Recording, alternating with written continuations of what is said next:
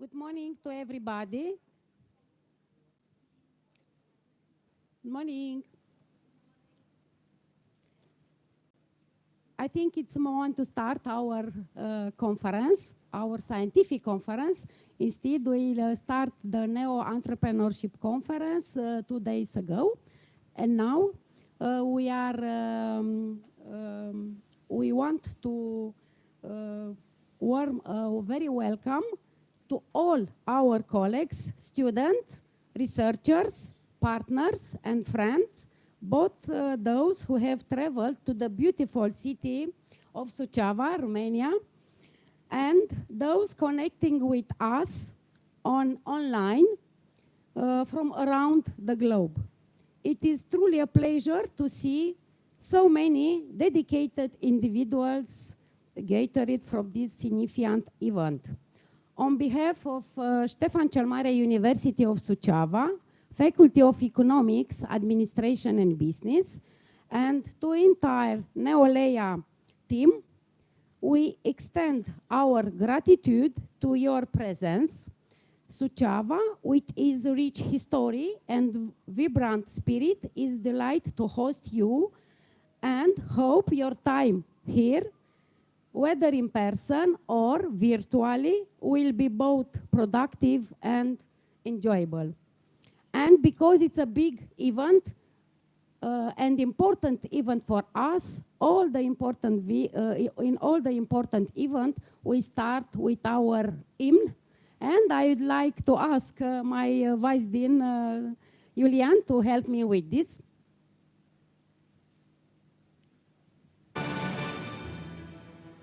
We should stay outside.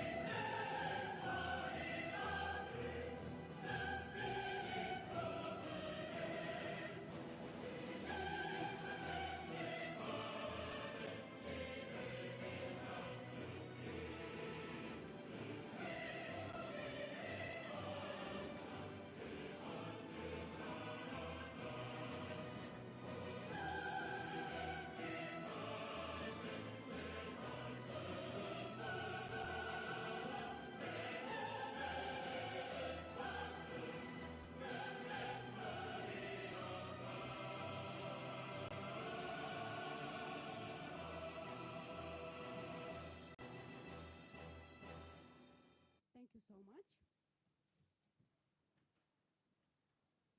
I want to express our profound appreciation to all the organizers, the dedicated support teams, our speakers, keynote speakers, And of course, to each one of you, our participants, many thanks to NEO team, to all the 8 universities that we involved together with our university.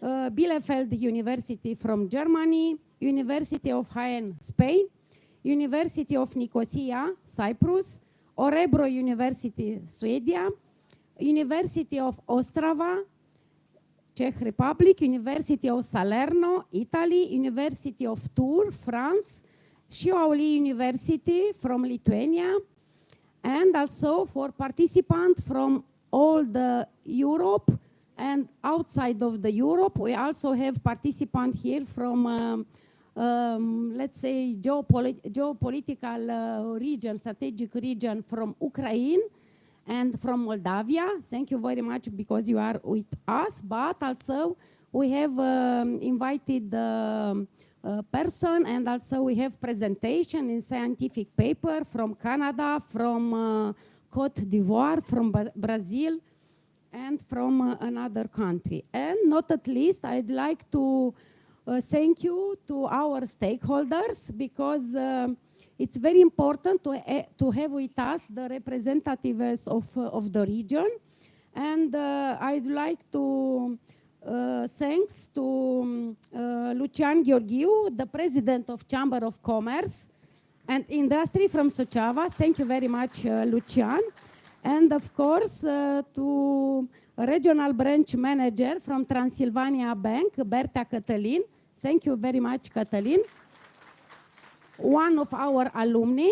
And of course, in the room, we have also representative from City Hall Siret. Thank you very much. Another important alumni of our university. But also during the day, because today will be some parallel session and a lot of activities. And starting with 2 o'clock in the afternoon will be some panels dedicated to the business and some representative from administrative staff. Your commitment and enthusiasm are driving force behind the success of our organization and NEO network. Before we began our plenary session, I am privileged to welcome our and to have a discourse from our leader of the university, some representative from our university. And please let me now to introduce Professor Gabriela Prelipcean, the Vice Rector of Stefan cel Mare University of Suceava. Her dedication is vital to our university's success and in its engagement with initiatives such as NEO. And I'd like to give you some access to give some, yes, more speech for us.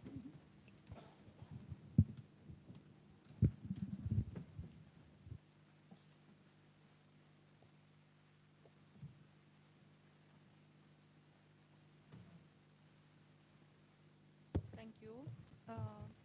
Distinguished guests, dear colleagues and friends from the NEO Consortium, dear students and local stakeholders. It's okay now? Okay. Good morning and a warm welcome to all of you at Stefan cel Mare University of Suceava. On behalf of our rector and all UCV community, for the first edition of the NEO Entrepreneurship Conference, organized under the auspices of the NEO Consortium. It is a privilege for me as Vice Rector, but also as UCV Project Manager in the NEO project, to stand before you, academia, administration, policymakers, industry leaders, entrepreneurs, and community partners, united by a shared vision of inclusive regional development, digital innovation, and sustainable entrepreneurship. Ladies and gentlemen, for those who are learning for the first time about NEO project, let me share a brief overview. NEO is an alliance of 9 dynamic and forward-looking universities from Germany, France, Sweden, the same Czech Republic, Cyprus, Italy, Lithuania, and Romania through Suceava. And this project was selected for funding in 2023 under the European Universities Program. NEO has the motto, transforming regions for an inclusive Europe. With financial support from the EU over for 4 years, our consortium is dedicated to promoting regional innovation, strengthening cross-border collaboration, and fostering inclusive entrepreneurial mindsets within our partner institutions. Since our official launch on January 1st, 2024, NEO has carried out activities within 10 work packages, such as digital skills training, intercultural exchanges, and research excellence initiative. Today, I will highlight some of the initiatives most closely tied to entrepreneurship and regional innovation. First one, thank you. First one, NEO Startup Hub. We start you up under the leadership of Entrepreneurship Task Force, TAFE, in the project. A pan-European startup will be created. It's a startup hub named We Start You Up that will connect early stage entrepreneurs with alumni mentors, named Entrepreneur Stars. Second one, it's about multiple degree and academic collaboration initiatives. NEO Entrepreneurship also meaning to reinvent every year curricula and educational programs. In 2024, NEO began developing several flagship integrated programs designed to cultivate entrepreneurial skills for societal impact.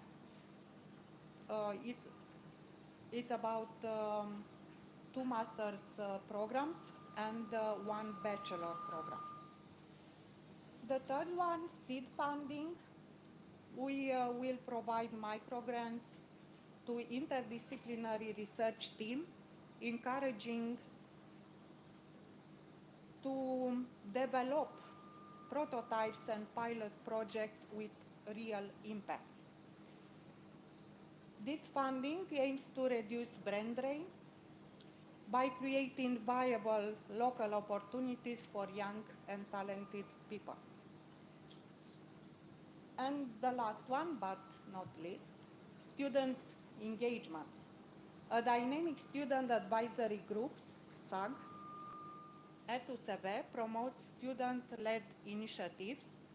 It's about art competition and travel exhibitions, presenting creative works by NEO students in locations in Romania and beyond. This initiative highlights the intersection of art, creativity, entrepreneurship, and community engagement. To sum up, at Stefan cel Mare University of Suceava, we believe that true regional transformation requires collaboration between sectors, academia, administration, entrepreneurs, business, and civil society. Looking forward, looking ahead, we consider our role as change makers. We instill entrepreneurial mindsets, foster intercultural understanding, and co-create regionally relevant solutions that strengthen the resilience of small and medium-sized cities. In closing, on behalf of Stefan cel Mare University of Suceava, I wish you a conference filled with fruitful discussions, inspiring workshops, and enduring connections. Let us work together so that by this time next year, Neolea can celebrate even greater achievements in research and in teaching and in the sustainable transformation of our region. Thank you and enjoy the conference.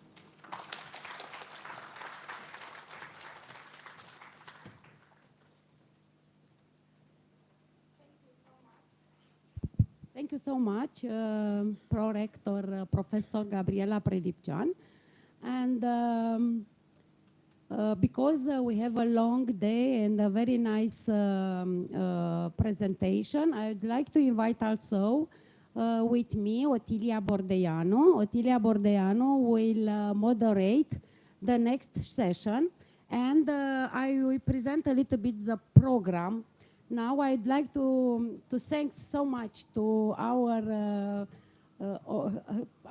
invited presidium, because there are us here with us for this opening, and to invite after that the speakers that will be for the plenary session. And after the plenary session, we have a special moment with a presentation of Taste of Bucovina. It's a very nice initiatives, and we'll try to sustain this initiative. Will be a short presentation here in the room after the speaker's presentation and debate, of course. And after that, in the campus of the UCV, in the garden of our UCV, there are already prepared some producers with some local product, and the president of the association Gustă din Bucovina, Taste of Bucovina, will be there, and we will present this success story. And after that, we will have the lunch also in the garden in Book Cafe. Hope that will be not so hot day, and to resist, because in the afternoon we will start with a lot of parallel session. Thank you so much. And now, and because we are so lucky that our rector is present here. It's my pleasure to introduce the rector, Professor Mihai Dimian. His vision and leadership are instrumental in fostering innovation and academic excellence without our university. Thank you very much, Professor Dimian. Thank you, Carmen, and it's a great honor to welcome you at this new conference, NEO Conference, on entrepreneurship. Obviously, it is a conference that is based on our previous experience, but it's new also in the context of the Neolea Alliance, an alliance where Stefan cel Mare University of Suceava is leading the entrepreneurship work package.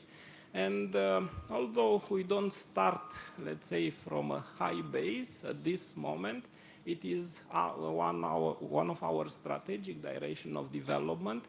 And we think that our university should evolve in a, let's say, 4.0 type university, in a fourth generation university, in which not only the Humboldtian perspective of education and research should be present, but also a component that is oriented towards entrepreneurship and community in general.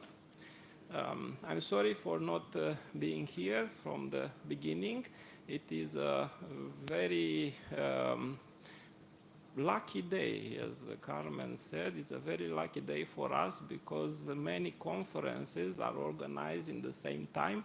And one of them is dedicated to historians, but also to the fact that today we have 250 years since Bukovina was annexed by Habsburgic Empire at that point.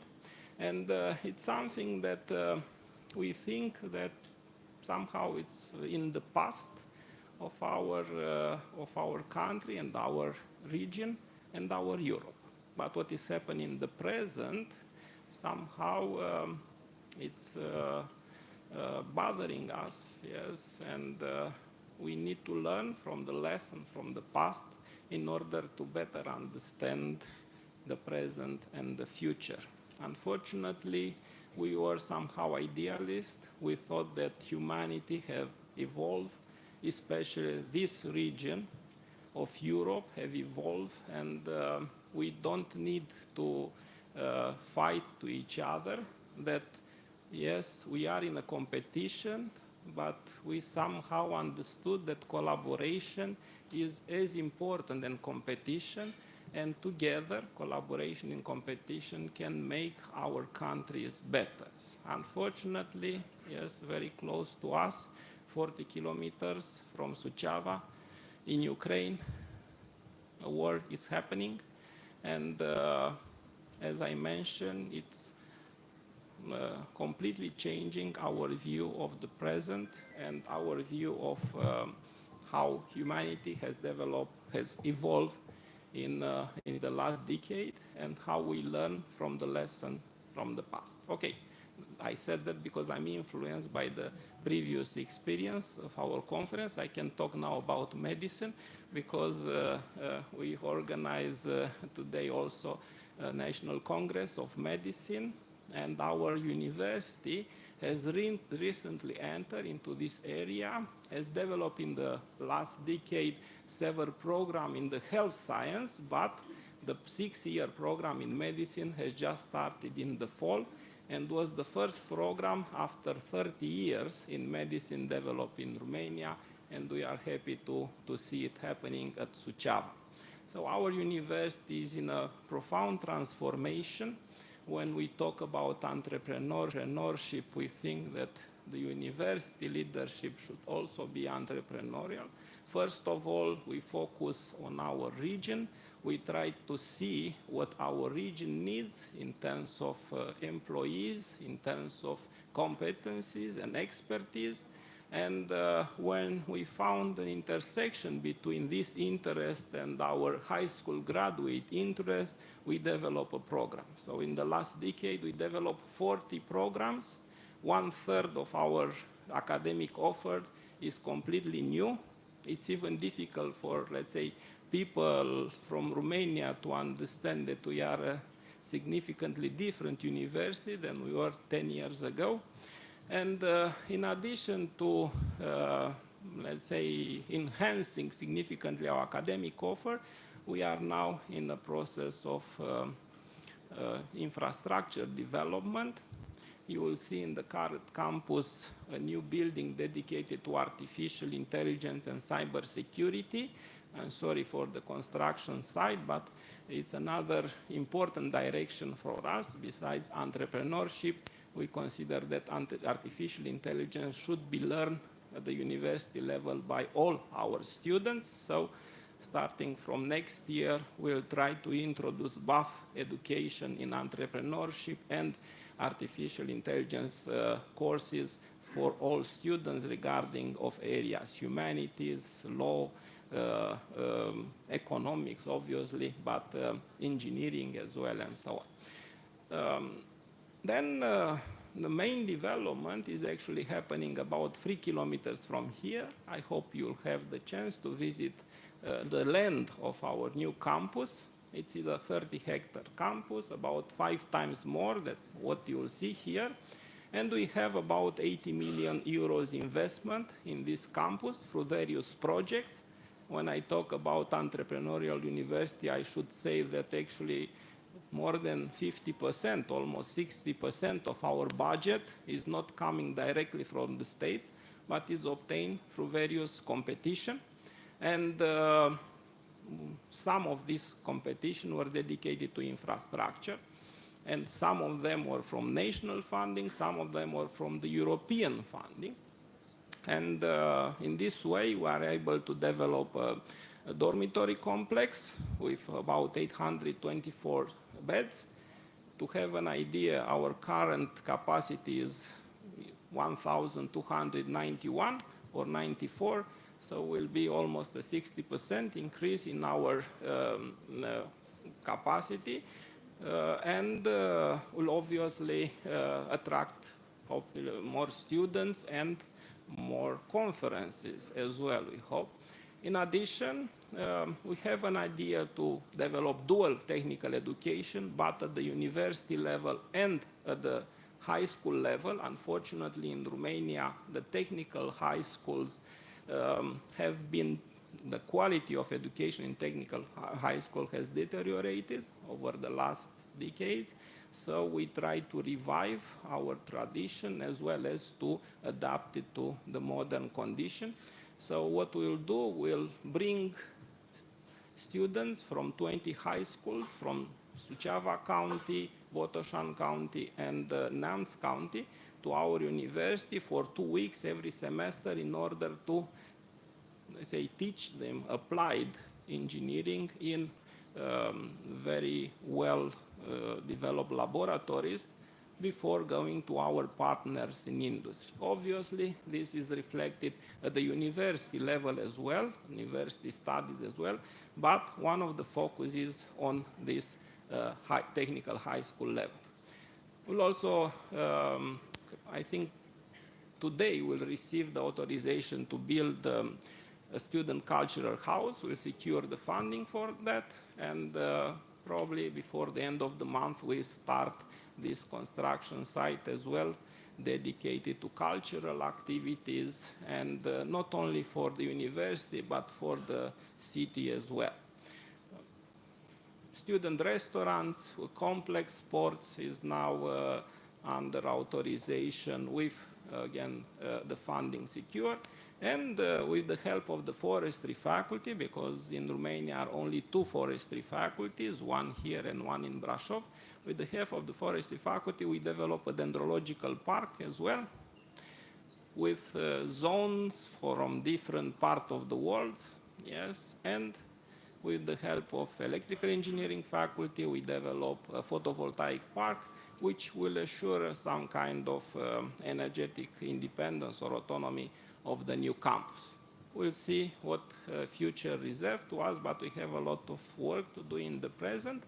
And if you have time, I invite you in this afternoon to our graduation ceremony that will take place in the city center. The student will start at 6 p.m. from the university, will march to the city center, and then we'll have the ceremony followed by a concert. So I hope you'll have some time to enjoy also these activities with us. Otherwise, regarding the conference, let me say that it's reflecting our philosophy to combine education and research, to combine fundamental science and applied science. And talking about applied science, let me say that our university is first in Romania in terms of patents and patent requests, although we are an average size university and a comprehensive type 1. Yes, we surpass technical university much larger than us in terms of patents and patent requests. And it is a part of our view of, again, an entrepreneurial agenda. We develop about 40 kilometers at the border of Ukraine, a scientific and technological park.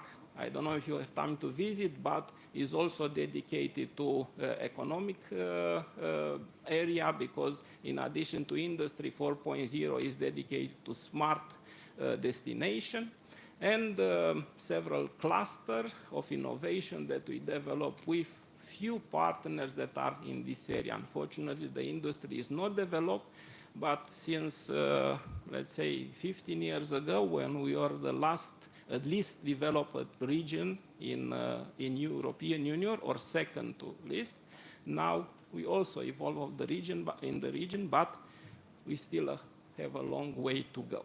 So, as I mentioned, your conference is reflecting this philosophy of combining fundamental and applied research, combining, in some sense, competition and collaboration, as I mentioned earlier, and we know that in science, collaboration is much more important than competition. So I hope you will enjoy your stay here in our university, in the wonderful land of Bukovina, that you will have interesting days that will be the founding, let's say, base for a lifelong collaboration. Thank you, and have a nice conference.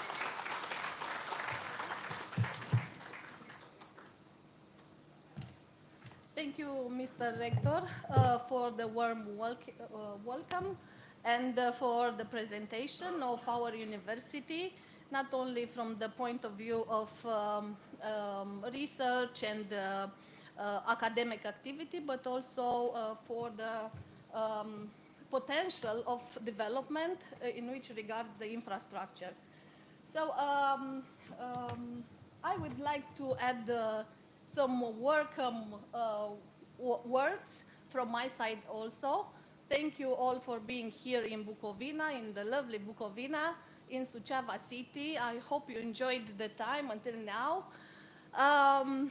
We will discuss, we will have a presentation of our conference. And let me say that this conference is not only about a presentation, but it's only about dialogue, networking, and forging stronger bonds within our NEO community, but not only in this community, because we have partners from different universities around the globe. So it's an opportunity to learn from each other, to inspire one another, and solidify our shared vision for the future of higher education and entrepreneurship. I want also to thank you to our Dean. We didn't have the occasion to present our Dean, the Dean of the Faculty, Professor Carmen Năstase. Let me say that your leadership is crucial in shaping the entrepreneurial landscape within our academic community. So thank you very much. Just a few words about the previous day of the conference. We have an exciting and thought-provoking agenda ahead. We will delve into cutting-edge research, share best practices, discuss about challenges, and we will also in the future, in the next day, brainstorm for solutions that will propel our initiative forward. So let us embrace the spirit of collaboration, engage in meaningful discussion, and leave this conference with renewed energy and actionable insights. So without further ado, I am delighted to declare this panel of NEO Conference officially open. So thank you, and let the learning and the collaboration begin. So the first panel speaker is Professor Marinos Themistocleos. I will say a few words about our invited speaker. Professor Marinos is the director, it's also the director of Institute for the Future and Associate Dean for the School of Business, University of Nicosia. Also is the director of the Institute for the Future, the world leading organization in blockchain education and research. So I want to invite our first panel speakers in order to present his words and the research. Welcome.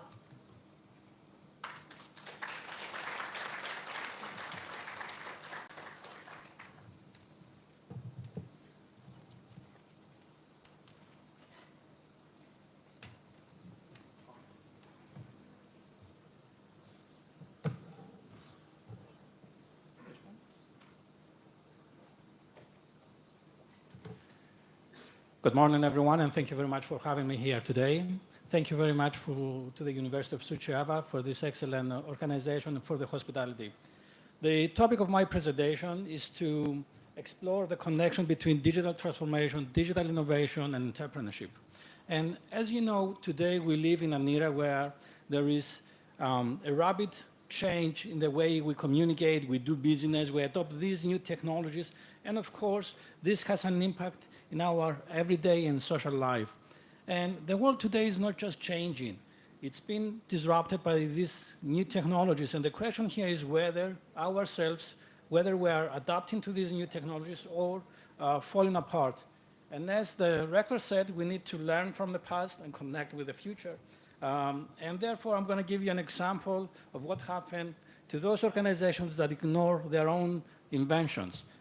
Example is the case of Kodak, where 50 years ago, in 1975, they discovered, they invented the digital photography, but they didn't pay attention to it.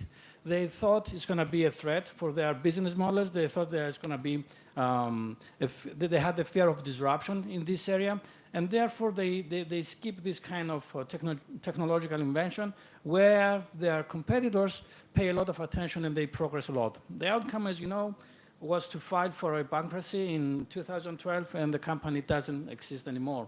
And of course, that was not the only thing that went wrong in Kodak. In early 90s, they also had another great idea, which was to introduce the concept of social photo sharing. They developed a system in the beginning that was called PhotoNet, on which they share scanned copies of photographs, all right, for various purposes. And then in 2001, they acquired a company, photo company, to offer an online photo sharing. And again, they missed this opportunity to take advantage of the technology, and we can see what's going on with other companies that pay attention to this. Have a look to Facebook, for instance, was established around the same time with when they offered the photo from Kodak. And then you can see how they use the technology to connect people, not only with pictures, but also to create experiences, to use this as a marketing tool, to do business in a different way. And everything started in a simple way. They offer the application on a mobile service, and then they offer them to connect to a platform, and then they further develop this platform. Now, interesting point of discussion is the highest net income that this organization had. The best result for an annual income, net income for Kodak was in 1999, which means 111 years after their establishment, they managed to reach $1.37 billion. While we can see that Facebook, in just only 9 years, they reached $1.5 billion, and in 2021, they reached 39-point-something billion. So you can see how fast the organizations move when they are adapting to this new situation. And therefore, the answer to the question is not to ignore the technological developments, not to ignore this new world, but technology is not anymore optional. It's a mandatory for our key survival, for gaining advantage in our organizations. And of course, we need to incorporate these technologies with a new concept and strategies in the area of entrepreneurship, like NEO Entrepreneurship. Now, moving to a different topic, just to create this connection, I can tell you that 90% of the startups today fail for various reasons, all right? And only 10% of them manage to survive and redefine the whole industry. And what sets them apart from the other organizations basically is the fact that they focus on new technologies, on new strategies, business models, and of course, paying attention to the timing. Timing is a very crucial point here. And when we're talking about new strategies, NEO Entrepreneurship is one of them, and incorporates all these different technologies, like the one you see on the board, ranging from AI, blockchain, metaverse, robotics, Internet of Things, and many, many others.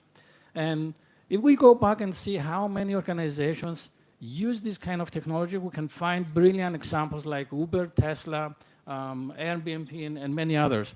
And just to give you a comparison, we can see this case here. We can see the comparison between Hilton Hotels and Airbnb. The one was established 105 years ago, the other just something like 17 years ago.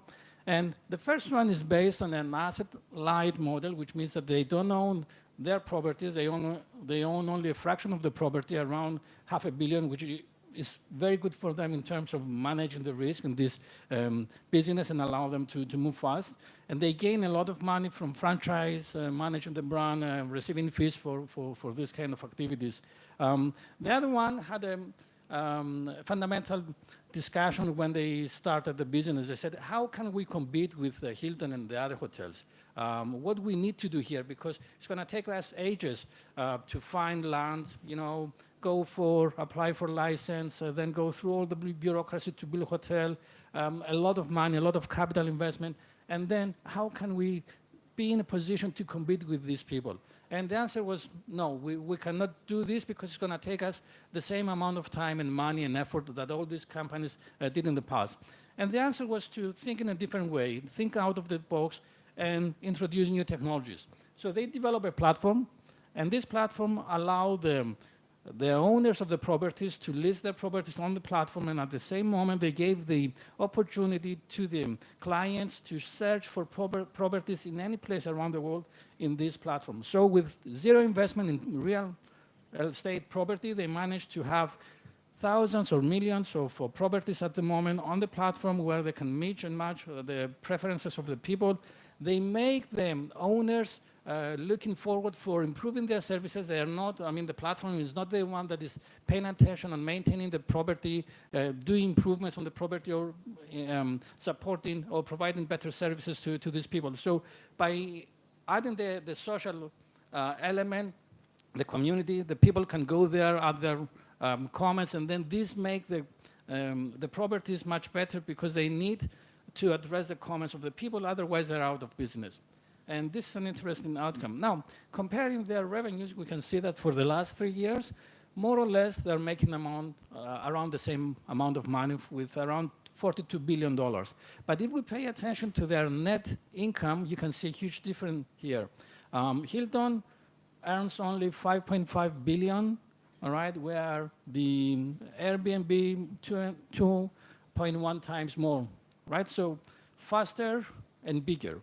And if we compare the highest net income periods, we can see that the one managed after 105 years to achieve $1.5 billion.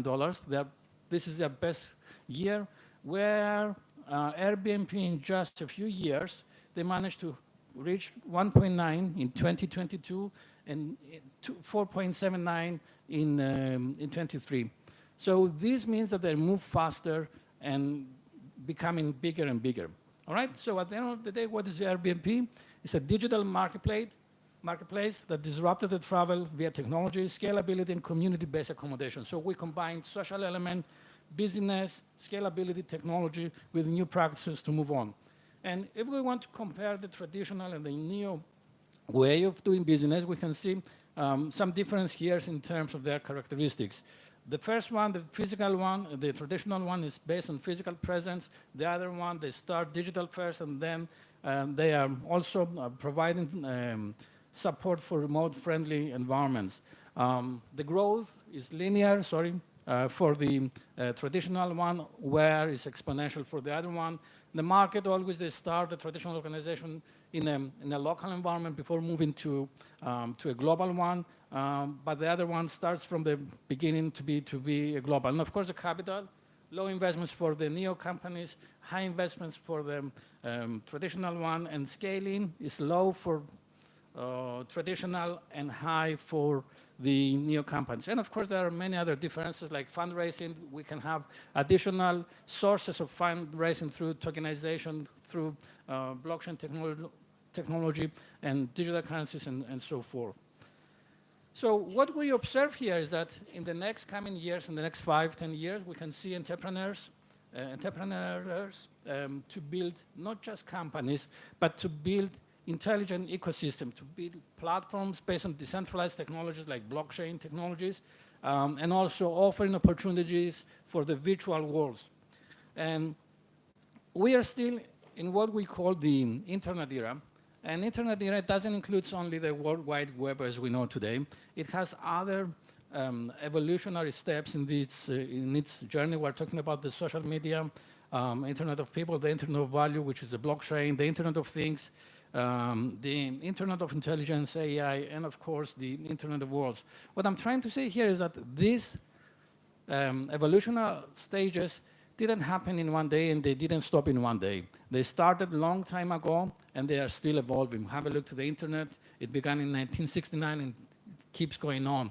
Have a look to the AI. It originated in 1956 and we just started using this a couple of years ago. The same happens with most of these technologies. And I'm going to navigate you through some of the developments of this technology, just to give you some examples in order to understand how we can use these technologies in the future. Here I have some statements from Peter Diamandis. I don't know if you are familiar with this person. He's an innovator, entrepreneur, and is the founder of the Singularity University, a very, very interesting development in that area. Anyhow, and what Peter Diamandis said is that the AI, the intelligence of AI progresses a lot. In a year from now, according to what he says, we're going to reach 140 in terms comparing to the human IQ. Imagine, Einstein, I think, had something like 140 IQ. So in 1 year from now, AI will reach that level. So every prompt, every request in the system will give us an Einstein answer. And in 10 years from now, this is going to be hundreds and thousands of times much sophisticated, much smarter than what we do. So the answer is that we need to pay attention to these technologies because they are providing us with a lot of energy and a lot of opportunities for further development and increment in terms of performance. And why is this going up? For various reasons. We can see on the one hand, on the top side of the screen, figures demonstrating the progress, the exponential progress that happens in the area of AI during the last couple of years. And on the other hand, we can see the pricing models. So the pricing models are drastically declining. The opportunities and the possibilities that the AI offers is exponentially go up. Okay, so this is the explanation. We are going to have cheap AI power with high output in the next coming years. And I would like you to take your mobile out and take a picture of this slide and remember what's going on here. Because as you can see, I found this slide on the, not slide, this post in the Twitter a couple of years ago, 2 years ago basically. And what it says basically is that it was a guy, this Ken Beck, who was reluctant to use ChatGPT. And then the first day he experienced with ChatGPT, he realized that 90% of his capabilities and skills dropped to 0%.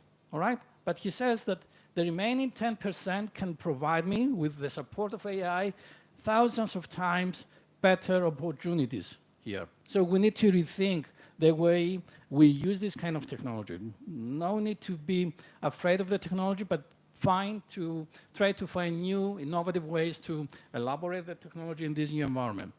And as an example, I give you this interesting development from China. We can see that the Chinese University of Tsinghua did the following experiment. They trained 42 AI agents in the medical science, all right?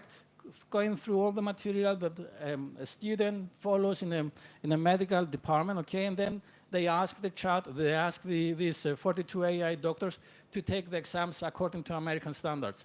All of them, on average, score over 93%. Imagine the best students in our classes. What are the best marks they get? So all of them score over 93%. And then they put them into practice. So they send them to a hospital, and these 42 AI doctors managed to take care of 10,000 people per day with high level of accuracy, operating 24 hours a day, 7 times a week, with superb results. And here is a combination of the human skills with the technology, which means that these 42 agents didn't operate on their own. They had a human being next to them just to double check, because we're deal with people, just to double check that everything is according to the practice. And of course, there were extremely difficult cases that AI can detect problems where the human eye couldn't.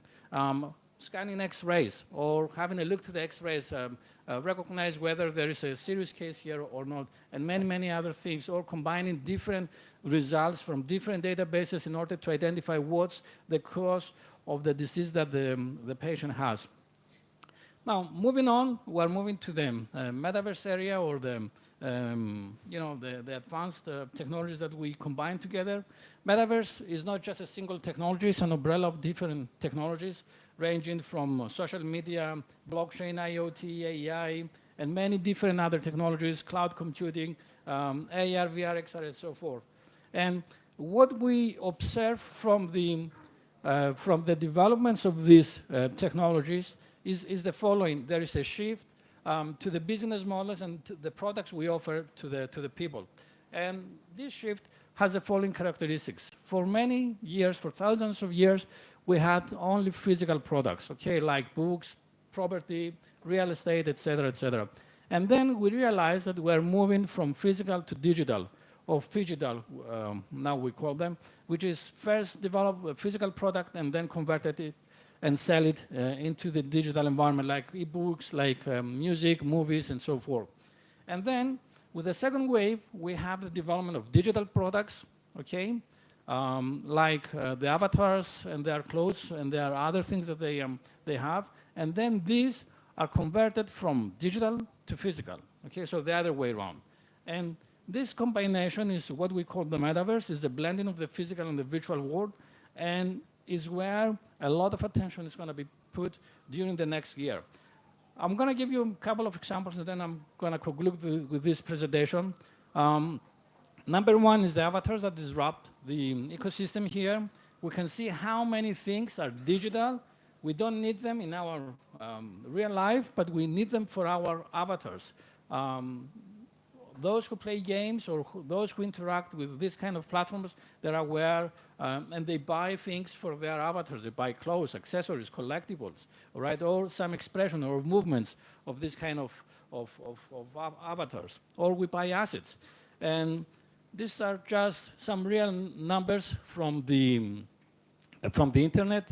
3 billion gamers spent $200 billion in gaming in 2022, and the 25% of this amount, around $50 billion, was spent on avatars fashion, right? So $50 billion in avatars fashion, in digital fashion, right? Which is irrelevant to what is the game plot, all right? And see other trends that exist. This is a Gucci bag sold on the metaverse, all right? And its price is much bigger than the physical one, all right? So we can see a lot of changes in this way. We can also observe changes in terms of the revenue sources. We can see how the gaming industry is changing. 95% of all the revenues of the gaming industry is going to come from in-game sales, like weapons, tools, other clothes, other artifacts that they need to do to complete their game, or to move from one stage to the other.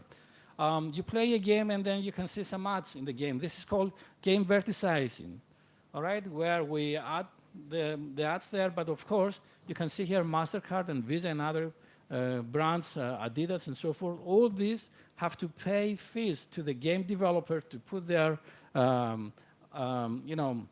this ad in the games. So it's again another very interesting environment that is moving fast, and this is around $18.4 billion in 2 years from now, all right? Another real life example is this case here. A guy from Florida wanted to sell his mansion. He tried to sell it for 3 or 4 million, I think, through the physical channel, and he couldn't make it. And during the COVID, he decided to do this kind of sale through the internet, all right? So he jumped into the metaverse. He asked someone to develop a digital replica of this environment, of his house, and then he sold this he sold only the digital to a client for 11.2 million, much more double or triple the amount of money he was asking for, all right? So at the end of the day, he managed to give the property, the physical property to his buyer too. And of course, not all the properties have the same amount of money in the metaverse. It depends on the location, the scarcity, the unique characteristics, and so forth. But in any way, this is a fast-moving area. Example number number 5 is going to be a short video that introduces on how we can utilize these technologies and understand how fast we are moving into that area. $3.1 million of virtual sneakers. Yeah. In something like under 10 minutes. 5 minutes, yeah. 5 minutes. Can you like walk us through the process to create that and then how you took it to market? We love sneaker culture and we think it's the fashion item that is the most, culturally broad. It's touching everyone, whether you're a kid from the streets or, now every high fashion brand is, going ham on sneakers as well. And Ferocious, I detected him on Twitter, and I contacted him and I said, hey, do you want to make sneakers? And he said it was his dream since he's a child that to one day make a pair of sneakers. All the designs were done in a week, I think, total. Yeah. Then we put everything back in 3D to show him how it would look like before making physicals. Because the goal was always to sell the sneakers as digital first, but for people to have later on a tangible, reward of having the NFT, which is these shoes actually. So that's how it happened. Everything was done in a lapse of 2 weeks, from the design to the content to the launch. It was really 2 weeks. We were all surprised that we never expected to make as much. And it happened in 5. So, question, how many do they make? 3.1 million in 5 minutes. And the interesting thing is not that they made this money in 5 minutes, is the amount of time they took them from the inception to the delivery and the sales. So how long did it take them? 2 weeks. So in 2 weeks, they generated $3.1 million with zero investment. They just had a 3D modeler, all right? This is a real life example. Then the company was bought by Nike and so forth. All right, so this just to demonstrate how fast things are moving in this area. And with this, I would like to conclude. So number one that we need to have in mind is that we need to disrupt ourselves first before other two, because we may have a lot of interesting ideas, but the thing is, have we tried to do this? Most of the times we have the ideas, just put it to the side, and then we continue, do whatever we do. So we need to trust our own innovation, all right? And we need to evolve with the client. If you don't want to disrupt your existing model, then create a subsidiary. Create a second company and test it through the company, the second one. If it goes well, then everything's good. And of course, all these kind of technologies are here to support us, but it's not the main thing. The business strategy, the models, and the combination of all these digital technologies is a key. And I think my message here to the European Union, because I think it creates a lot of problems in our area, is the regulation. We first regulate a lot in the European Union and we don't innovate. And we block innovation. And so the message should be to innovate first and then regulate. And this is what happens in America. They can see they do a lot of innovations, they pay for innovation, and then when they are successful, they gain the whole market, the global market, then they go back and say, okay, now let's put some smart regulations to facilitate this thing. In the Europe, we do the opposite way. And now, especially in the crypto area, we have a lot of problems, and we can see a lot of crypto companies trying to move out of the Europe because of the MiCA regulation, okay? So they're trying to go to Switzerland because it's outside the European Union to operate in a free way. And this is some of the opportunities that all these different evolutions of the internet can provide us. Thank you very much. Questions?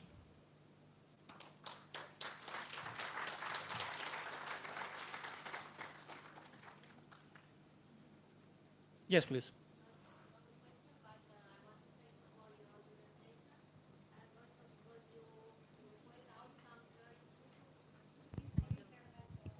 Yes, thank you, Professor Marinos. I want to thank you for your presentation because, from my point of view, you present us another way of thinking, another way of seeing the things, and we should change. We should shift from the classical way of thinking to this if we want to go farther. And the last mention about EU is very, very, very true. We are blocked of a huge amount of regulation in all area, all type of standards, which almost kill the innovation and creativity. Thank you very much. Thank you very much.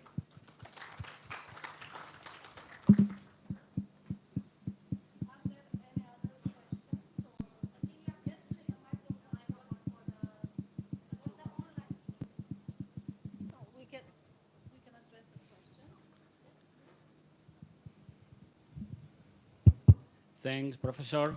Just a question about metaverse.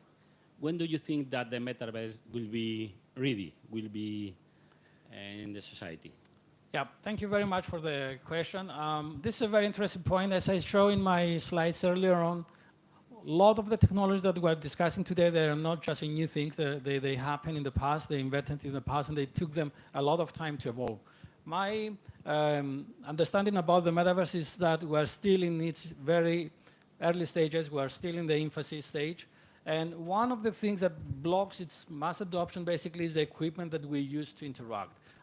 It's completely difficult to handle, to carry with you a headset and controls. And at the moment, all these big developers, they are working on the next generation. You can see some smart glasses from Google, from Meta and other companies working on this. I think the big step forward is going to be when everything is going to be incorporated on a piece of glasses, because we can have the glasses with us. There are some some smart glasses available at the moment that helps you to connect with the phone. You can project things with the AR, VR in your glasses, but a lot of development it has to be done. And the point here, compared to the other technologies, is that the problem we have is physical, is not digital. In the other technologies, as I mentioned, everything is digital, which means doesn't have any weight. Here, we need to have in mind that this set of glasses, all right, has a specific weight, and we cannot have a lot of weight in our head because it causes a problem. Imagine that here we need to have a battery, a camera, microphone, a screen, and all these kind of things connected in an integrated way. And the biggest issue is the battery, all right, because it's the heaviest thing. And in a study about reducing the weight of a pair of glasses that we are developing by 3 grams, all right, it was a huge development that is costing at the moment $1.2 billion for research just on this part. All right, so it's going to take some time, but in the next years, I think we will be ready.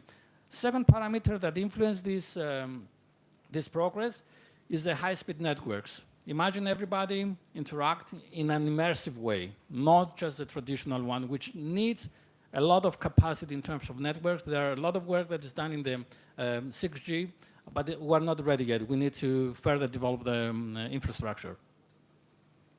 Thank you.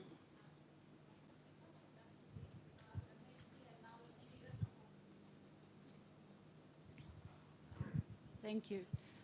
Because I'm collaborating with Marinos, we're in the same department, and if I was to mention about metaverse, I would make the analogy with the dot-com period, where at the time e-commerce did not really take off when it came out because of the infrastructure that we had. So I believe that it's in a similar way what is happening now with metaverse. With the right infrastructure, the high-speed networks that Marinos has already mentioned, and dealing with the physical equipment that we have, then it should take off soon. Thank you. Thank you, Sula.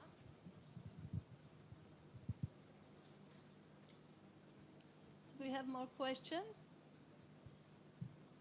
No. Thank you, Okay. Professor Marinos. Thank you very much.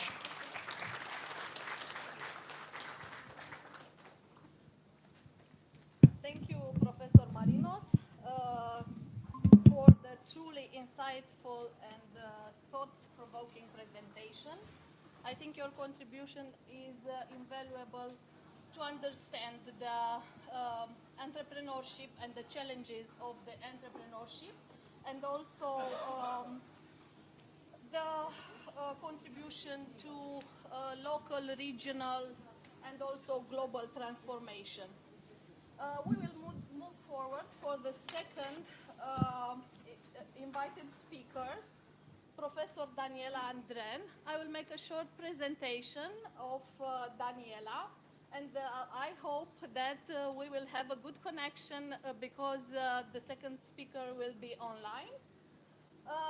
Daniela Andren is an associate professor of economics at Örebro University School of Business in Sweden. Currently, her research focuses on individual and societal well-being from the perspective of progress, framed within the context of globalization, global warming, artificial intelligence, and limited resources. She investigates how work integrating social enterprises, population preferences for resource allocation, and willingness to pay for intervention can contribute to protecting individuals and society from adverse events. She's also involved in educational projects to develop and implement teaching methods that enhance students' learning outcomes. Daniela is also engaging in research collaboration at Central University in Vienna and also Central European Labor Studies Institute in Bratislava. So I think we think that it's a good opportunity to see the second presentation. Daniela, I hope you hear us, and you can also share with us your presentation. Thank you.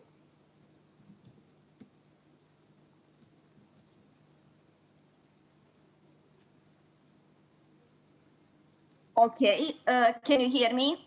Yes, we do hear you. Okay, can you hear me?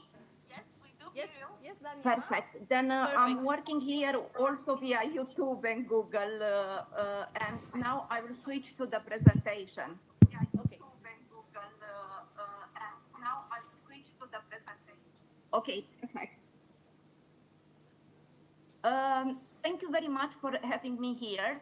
My journey about social enterprises started a long time ago, and actually I started research assistant working into this before my PhD program. And do not forget, guys, that I defend my thesis in 2000. So, what I'm presenting today, work integration social enterprises, came from a supply-induced demand setting. The case what I'm presenting today is Sweden, and in Sweden, the social insurance system is developed to get a good support for each and everyone who is living in the country. And people are getting this social assistance.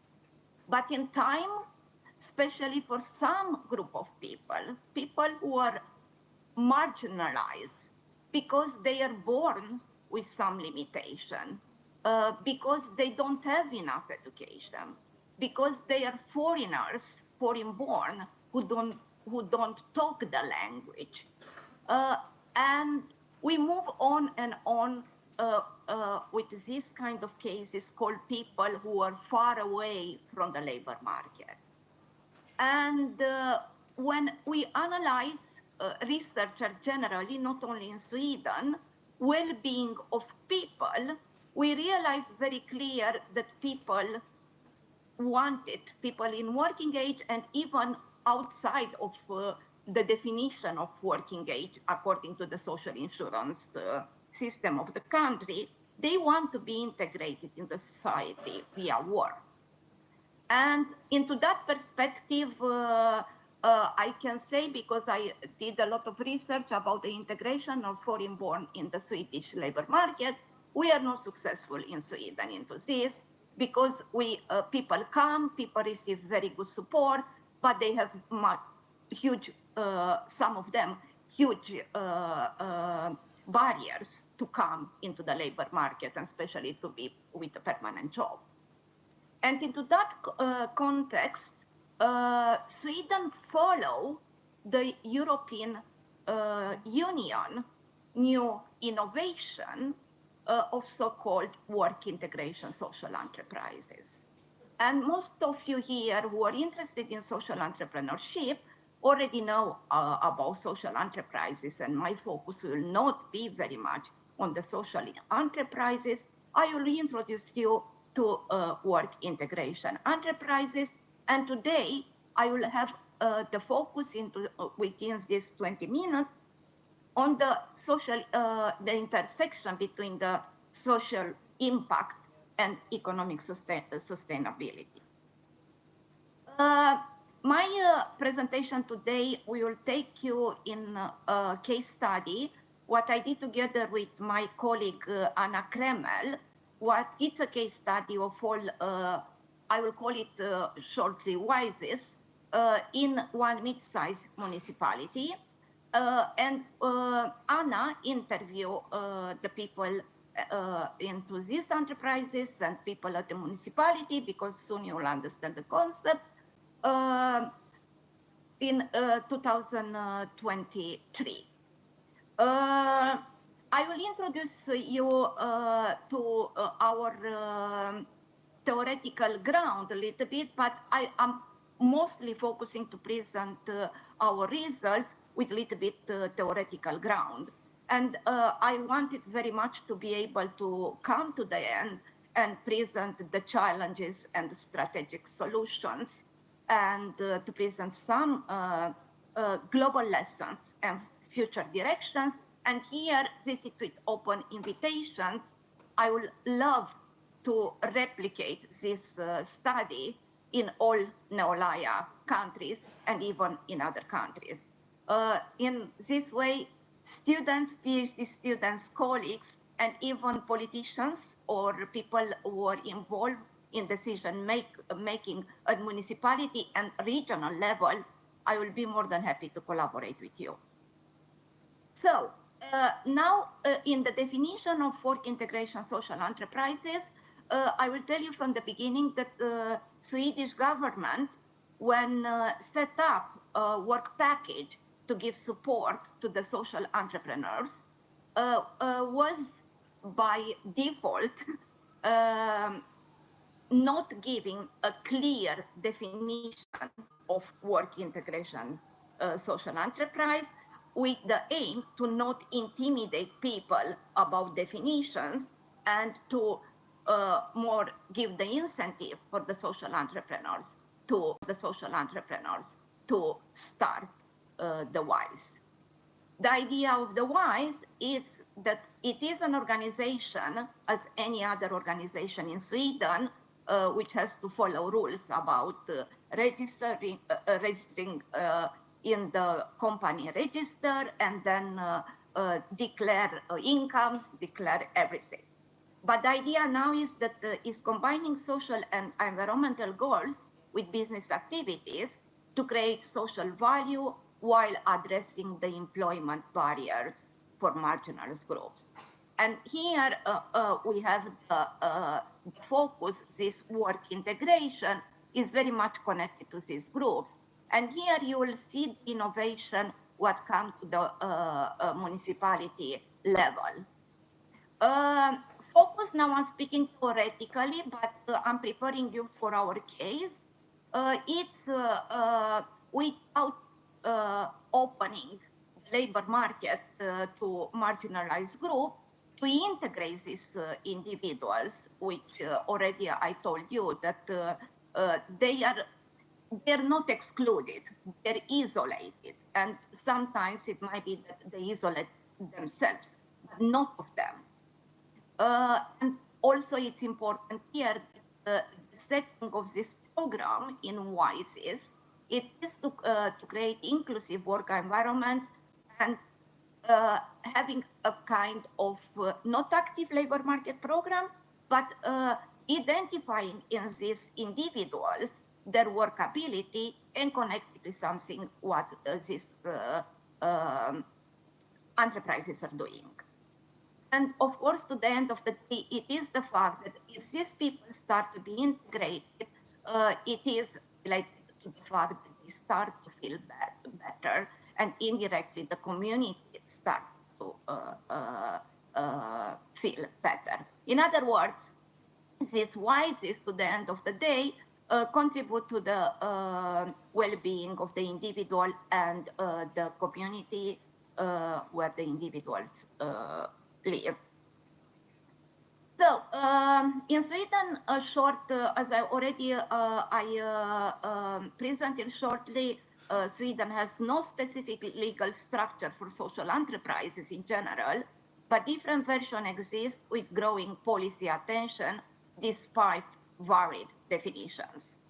The concept was introduced in the 90s, and it is mostly focused on to this cooperative movement, which is very old in Sweden. This means Sweden has long experience about this. But as many of you in the audience already know, it is a support, start with a big support from the European Union, this European Social Fund. And here, if there are people, decision makers, politicians in the room, it is a very good opportunity, especially for Suceava, which is a region what needs to have more financial and different type of financial investment coming, and also the potential of people there. It's wonderful.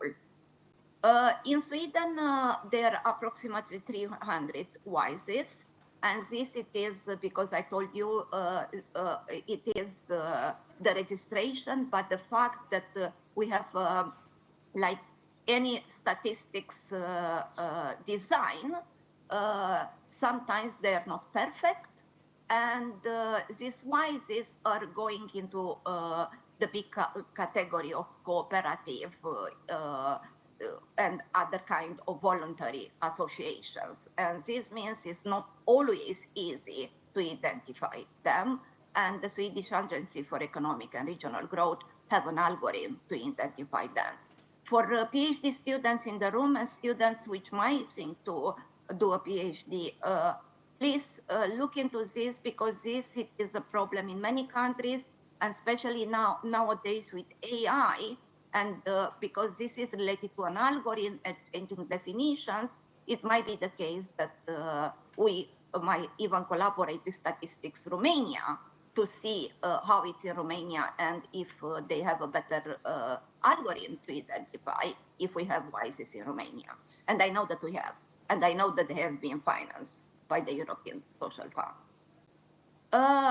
The historical development it is that all this political support, because it is a political support, because it's governmental and European investment, it is this expectation about the well-being and a strong welfare state, which is expecting that indirectly is not about only the work, what create revenues and so on, but making these people feeling better will decrease costs about supporting them, and also perhaps making their life much longer and without need of healthcare. The current policy context, it's the fact that it is a competition-based procurement model. This means that people can apply for these funds, but it is a competition, and people who already know sometimes succeed much better with the people who are in the beginning, and the people who are in the room who did research about social entrepreneurship and entrepreneurship generally, we already know about initial conditions which important are in this case. Private providers entering welfare services, but it's extremely good, because we know always that if it is only the public sector, we will become a lot of bureaucracy, and maybe new public management model will dominate. Always the private providers come with different ideas, different solutions, and sometimes it's supply induced demand. they know these people, and they might know how to integrate them. WISE are operating without specific legal recognition, and it is balancing social democratic values with the market mechanism. In other words, we are thinking very much about how to integrate these people and how to use, because they have work ability and they have work capacity. And then the market mechanisms are sometimes different. And here I'm not talking only discrimination. I'm talking that sometimes it's difficult, especially if you are a company which actually have 2-3 workers and you want to employ someone who don't talk your language, it might be a problem, and you might not have time as the company owner to have this risk to. And I'm trying to say here, it is not an easy solution, and their expectations are good, but we know that sometimes the difference between theory and practice is huge. So let's, this slide is generally to have a picture about Sweden social enterprises generally, to understand where the WISEs are, it's part of this national context. And we have non-profit social enterprises, if we have another kind of definition to think so, because what is specific in Sweden, if you are a WISE, you cannot borrow money, and about the profit, you have to reinvest it in the company. And competing with welfare service procurement market is the same, because when there are a lot of funds for welfare services, and then these social enterprises might compete with them, and they might have different experience, and that competition is tough sometimes. Our interest on social entrepreneurship here, like I hear to the end when I could hear the previous speaker, innovations are important, and here it is, can innovative initiative with public benefit. These people who are social entrepreneurs, who start WISEs, they know a lot about the people who need to be integrated on the labor market. And they have already solutions. And they, I'm telling from now, from the beginning, they have an unbelievable strong formal and informal network, because here I'm talking about this social and social impact. And in this perspective, I'm thinking from now, the social capital of these entrepreneurs who start WISEs, it's really strong. Cross-sector and community development focus, it's extremely important, because especially in, like we have in Romania, these rural areas, which are less developed and a lot of people do not work, but they might be able to work and so on, it's very important to look a little bit more into this big potential. Because people, generally we know from studies, they love to work, especially when you find to do things. They do what they like to do, and perhaps not 8 hours, 10 hours, might be different time flexibility. What if I will not have time, and here I don't know really what will be the, because I cannot hear you guys, and maybe I should ask Anna to send me a message when I'm supposed to stop, in the case the time is going. Please, Anna. The last important element of my presentation today is this umbrella concept. And I'm telling from now, because it's an ingredient generally. WISEs in general have to behave like normal enterprise. And being a normal enterprise, especially in Sweden, which became a cash-free society, and digitalization is developing, and it is a bureaucracy, like in many countries, related to what you have to declare, not to declare, and what to do and not to do, what you have to do it. And they don't have usually this experience, and also they don't have enough capital to have all this function. at these functions at their enterprise. And into this perspective, it's important to understand that it is possible, especially, I have to conclude, but I will only ask for 5 minutes to explain this concept.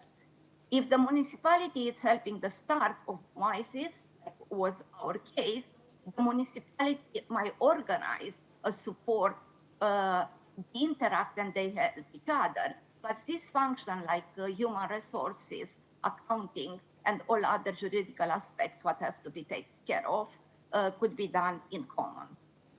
I got here that I have to conclude, and I even didn't start the presentation. But I'm asking for 5 minutes only to tell you, and I promise that I will respect these 5 minutes. We are looking in a municipality very close to the university. They are like, I don't know, 40 kilometers from Örebro. It's a middle-sized municipality in Swedish settings. Has both rural and medium town settings. And what is specific with them, they start in before COVID, 5 enterprises. And we are interviewing the CEO, the managers of these enterprises, and the municipality, 2 municipality officials. When I'm coming, this is how we did the analysis, and the analysis focused very much how we design our semi-structural interview, having 4 different teams, and this we identify later on in our results. And the focus was about economic realities, about community engagement and impact, the personal journey and the growth of these social entrepreneurs, and the strategic adoption and innovations. However, there are challenges and there are way of fixing them. But what is the most important for our study is the fact that the municipality had a so-called social entrepreneur. This person actually at the municipality, when start to be in contact with people, especially immigrants from Syria, so very clear the potential that these people can be integrated much faster to work. And the same with people Swedish born, which didn't have work. And they started together identify people which actually didn't have job, which give support to them to start these enterprises. Another order of ideas, the strategic solution in this case was mostly focused on this network, especially about informal coordination between people who are managers of the WISEs and people in the municipality. And the the partnership with the municipality, it is very, very critical. It will not be possible. And people in the room who are politicians or decision makers, please do not forget this. And adoption is also important, especially nowadays with a lot of digitalization and AI. They have to adapt and respond both to the market and the participant needs. And the participants here are the people who are working in this company. And is the same, the specialization is very much connected to adoption. And to the end of the day, is shared resources, what I talk about. It is about cross-enterprise collaboration and support, this umbrella from the municipality. So guys, I'm sorry that the time was so short. This is AI generated, but it's very much successful, showing actually how looked that municipality and what these people did at one point in time. They are doing things, gathering and presenting, having these plans, what later on can be sold on the market. And here I'm ending with questions, showing you another AI generated picture from the pictures what Anna was taking about what kind of people are working and how looks in one of these whys. Please, questions, I have to go to YouTube now, but please do not forget, I like very much to be in touch with you, and this is my email address, and let's hope that we could do something together. I'm going to YouTube now, that I can hear. I'm stopping sharing. Thank you very much, Daniela, Sorry. for your great work. Please write in the chat If it's possible, let I'm me coming address here you and the first stop question. presenting. You see me and I go to YouTube to hear your questions if you have questions. Yes, we can address. You see that we Romanians always have solutions for. Yeah. Okay, questions? Yes, do you hear me, Daniela? Questions? Yes, do you hear me, Daniela? Yes, I hear you very good. Okay, so allow me to address the first question for you and to appreciate your great work. To address the first question for you and to appreciate your great work. To address the first question for you and to appreciate your great work. To address the first question for you and to appreciate your great work. Okay, so I cannot hear. Yes, the question It's only an echo. Okay, so I cannot hear. Yes, the question It's only an echo. Yes, the question it's only an echo.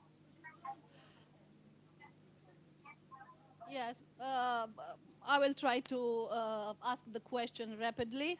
Given the dual mandate of work integration enterprises, for example, to achieve both social impact and economic sustainability, what are the most significant challenges you face in balancing these two objectives? Because, we need to assure also diverse funding streams and competing in the open market while maintaining the social mission.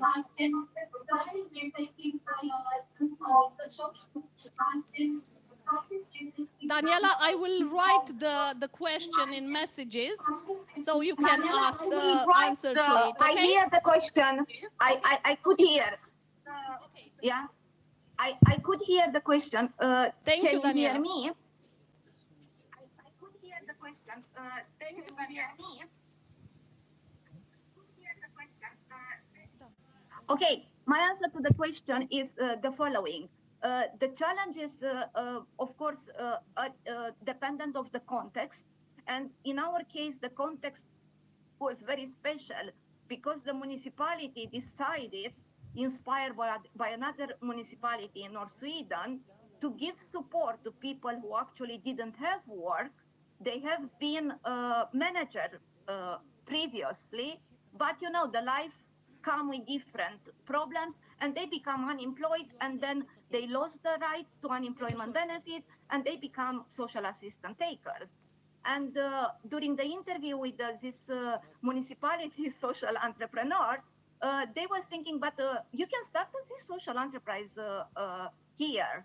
And like this, I want to say that the challenges were mostly coming after this very important person in the municipality decided to help people to start WISES. And then from the beginning, the design was to imply, to think what people on social assistance might work. And as I told you, because Sweden took a lot of people from Syria in around 2017, 18, and so on, they know that they have a few foreign-born which actually could work with a little bit help because they have problem with the language and also didn't integrate very good in the labor market. And that, I think, the biggest challenge is to identify actually from the beginning which are the people which will be employed or trained into this WISES. And later on, there are other challenges, but I think the challenge number one is how to start sustainable and thinking long-term wise. That is my answer.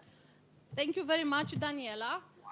Due to the fact that we have a tight agenda, we will write down if you have other questions and send it to you, maybe.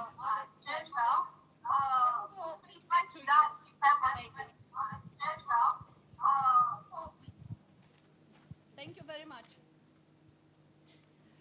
Okay, thank you very much, and good luck with the conference, and keep in touch. All the best. Thank you, Daniela. Good luck with the conference, and keep in touch. It is our pleasure now to introduce Erika Jonuskiene from Šiaulių State University of Applied Sciences, Lithuania. Professor Erika Jonuskiene is the head of the Business and Accounting Department. Our colleague from NEO, because let me say that we had also a working group here together with the NEO partners on working package 6 about the entrepreneurship. So Ms. Jonuskiene will present the results of an in-depth qualitative study jointly conducted by the NEO Alliance's participating university. And this research, I do want to personally appreciate the effort of Erika in doing the research. This collaborative effort underscores NEO's commitment to fostering societal engagement and regional development, reflecting our shared vision to act as drivers of innovation and knowledge transfer and inclusive economic growth. So I will invite Erika now. The floor is yours. Thank you very much.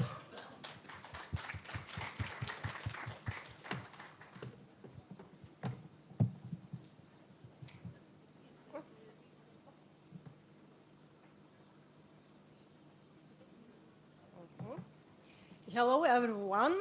It's a great honor to be here and to present the results of the research, as Ottilia mentioned, that was conducted by the VP6 task force of NEO Alliance, and which finalizes the first year of the implementation of the Alliance, NEO Alliance project. And I hope that all participants of today's conference took part in the survey. Therefore, I would like to thank all TAFE team and all participants of the research of the survey across Europe. So the presentation. Let me start the presentation, which was prepared by the Lithuanian TAFE team. And the research aims to identify existing entrepreneurial skill level and the needs of internal and external stakeholders, which will assist higher education institutions to develop appropriate courses to meet the competence deficits identified by individuals. Entrepreneurship is when you act upon opportunities and ideas and transform them into value of others. The value that is created can be financial, cultural, and social.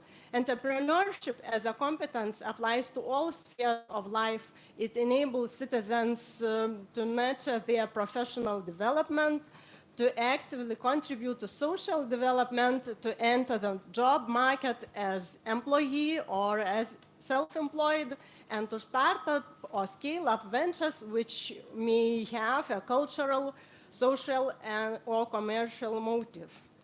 The European Entrepreneurship Competence Framework, ENTRECOMP, conceptualizes entrepreneurship as a lifelong competence.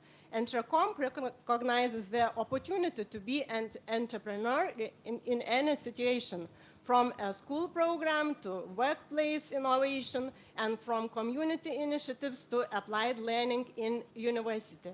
The ENTRECOMP framework can be used to map current needs, identify links with different skill sets, adapt and design new curricula, build competence-based selection models, identify strengths of a team, and validate skills acquiring through a learning experience. The Entrecom conceptual model is made up to two main dimensions. The three competence areas, such as ideas and opportunities, resources and interaction, that directly mirror the definition of entrepreneurship as the ability to turn ideas into action that generate value for someone other than oneself, and the 15 competences broken down further into threads that together make up the building blocks of the entrepreneurship as a competence for all citizens. The research investigates entrepreneurial competences across NEO universities that was presented in the beginning of the session, and comprising of 9 higher education institutions across Europe that aims to create a powerful synergy between academia, regional economic participation, and social development through local entrepreneurial ecosystems. Grounded on the Entrecom framework, the study employed a structured survey targeting undergraduate, postgraduate, and doctoral students, researchers and teachers, and entrepreneurs and SMEs. The questionnaire included a mix of closed-ended and open-ended questions. The target population consisted of all students and researchers from NEO universities, and the entrepreneurs and SMEs from regions of NEO Alliance. The sample size with confidence level 95% and margin of error of 10% was 860 students, 700 researchers and teachers of entrepreneurship, and 835 SMEs. The survey was conducted from September 2024 until January 2025 online using a survey platform, EU Survey. The questionnaires were distributed electronically via email, and the research data,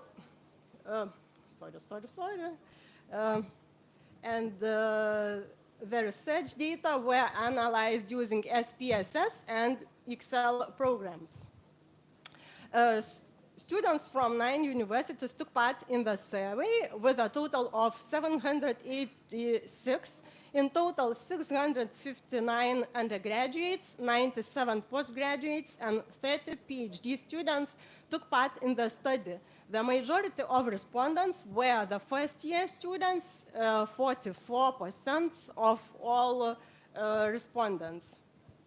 The survey provides valuable insights into entrepreneurial competences of respondents, highlighting both strengths and areas for improvement. Findings indicate that students generally rate themselves highly in areas such as learning from experience, motivation, perseverance, and vision development, suggesting a solid foundation of self-driven and strategic thinking.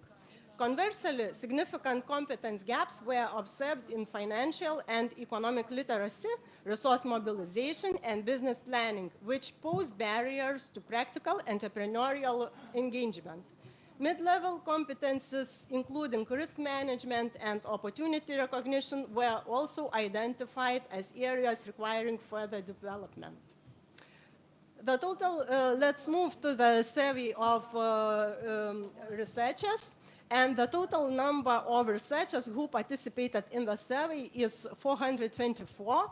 The highest proportion of respondents was in the social sciences, 39%, while the lowest proportion was in the humanities, 15%. The majority of respondents indicated that they have more than 10 years of experience teaching and or supervising entrepreneurship courses, practicum, internships, and also involving in research. The results of the survey revealed that the most important skills for researchers and postdoctoral researchers is innovation and creativity, reflecting the importance of developing new ideas and solutions in research and entrepreneurial ventures. Networking and collaboration follows closely, highlighting the significance of building relationships and partnerships in the entrepreneurial ecosystem.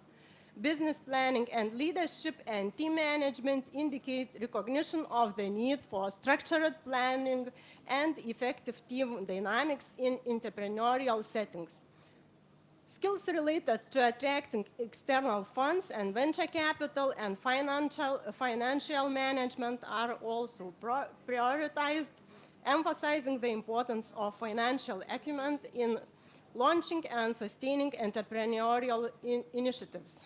Legal and regulatory knowledge and intellectual property management are seen as essential but receive comparatively lower priorities, suggesting that while important, these may be secondary to more dynamic skills.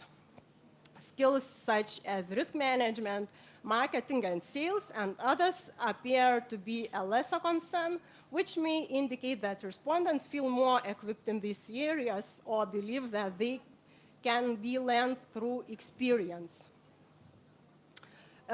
Survey revealed that the most significant topic that should be included in entrepreneurship training curriculum are business model development and funding and investment strategies, indicating that educators are keen on understanding how to create sustainable business models and secure financial backing.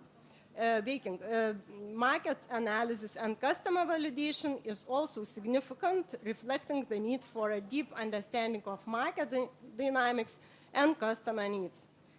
The emphasis on intellectual property and patenting and related topics underscores the importance of protecting innovations and in a competitive landscape. Interest in case studies of successful academic entrepreneurs suggests a desire for real-world examples to guide, inspire participants. While the legal aspects of entrepreneurship and design thinking and prototyping are important, they rank lower compared to business-centric topics, indicating that participants prioritize strategic and operational knowledge. Topics such as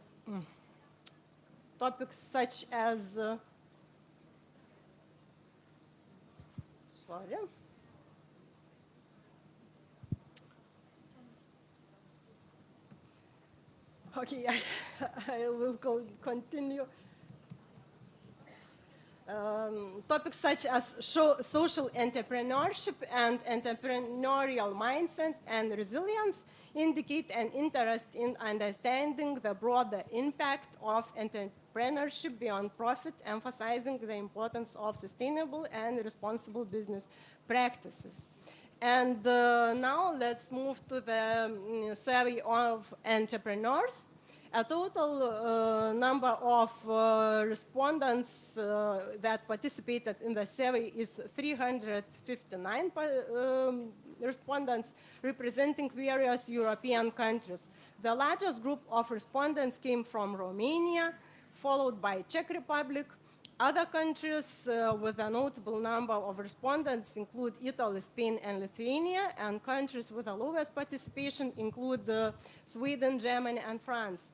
The majority, 45% of respondents work in very small enterprises up to 10 employees. 14% are employed in the companies still within the same category, and only 4% in medium-sized companies. 9% are employed in large companies with more than 100 employees.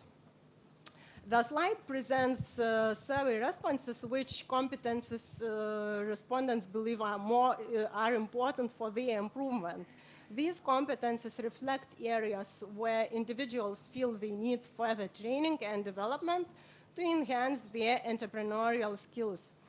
Based on the highest mean scores and highest percentage of responses in the 5 and 6 range, the top 5 competences that emerge as the most important for the respondents to improve in the near future are mobilizing resources, valuing ideas, motivation and perseverance, financial and economic literacy, and vision. Mobilizing resources ranked the highest, highlighting a strong need among respondents to improve their ability to acquire and manage resources effectively. Entrepreneurs struggle with securing funding, managing available resources efficiently, and developing partnerships to support their business ventures. The low percentage of 1 and 2 responses, only 3%, indicates nearly everyone sees this as important. Valuing ideas, competence ties with mobilizing resources in terms of high priority, indicating that respondents see a great importance in evaluating and maximizing business opportunities. Many entrepreneurs struggle with assessing which ideas have the highest market potential and how to turn them into viable business. Respondents recognize that need to improve their ability to refine, develop, and implement innovative ideas. Motivation and perseverance indicates a high need for improvement in self-motivation and resilience, overcoming obstacles and staying motivated in difficult times. Given that over 57% of respondents ranked it as a high priority, there is a strong demand for training in goal setting, resilience, and mental strength. Respondents acknowledge that they need support in maintaining drive and focus during difficult periods. Financial and economic literacy shows that many respondents want to improve their financial decision-making and economic understanding. Nevertheless, a significant portion, 38%, rated it's moderately important, meaning that while many have some financial knowledge, they still require structured learning to improve their financial decision-making. And almost 60% of respondents lack a clear long-term vision, making it difficult to sustain business growth. Entrepreneurs feel they need improvement in defining strategic objectives and guiding their business towards success. And only 3% of respondents considered it a low priority skill. And to sum up, best practices in entrepreneurship education are strong programs at University of Salerno, University of Tours, and University of Nicosia, with integration of entrepreneurship into curricula, innovation hubs, and incubators. The strongest students need strong motivation in learning by doing and weak in financial literacy and planning. Researchers and teachers need for modern teaching methods, industry collaboration, and digital tools. Entrepreneurs, strong in perseverance and teamwork, weak in financial literacy, resource mobilization, and risk management. The strengths of regional ecosystem are innovation policies, university-industry collaboration, and skilled workforce. And challenges are talent retention, funding access, and digital transformation. Based on the findings, a training program will be proposed to enhance entrepreneurial competences, and these recommendations serve as a roadmap for universities seeking to strengthen entrepreneurial learning ecosystems and foster students' readiness for both business and societal challenges. The research contributes to the understanding of how educational institutions can strategically cultivate entrepreneurial capabilities and highlights the value of structured, data-driven approach for informing curriculum development and stakeholder engagement at both institutional and regional levels. And thank you for your attention and questions. Thank you very much, Erika. We really appreciate your work. It's quite difficult to collect data from 9 universities from the consortium. So yeah, it was great work together. And I want also to mention that this study will stay at the basis of our future research, because we will develop in the near future the training materials for students, researchers, and the entrepreneurs. So thank you very much. If we have any question. It will be the roadmap for Yeah. our next year activities. So Of course. thank you. And Thank you, Erika.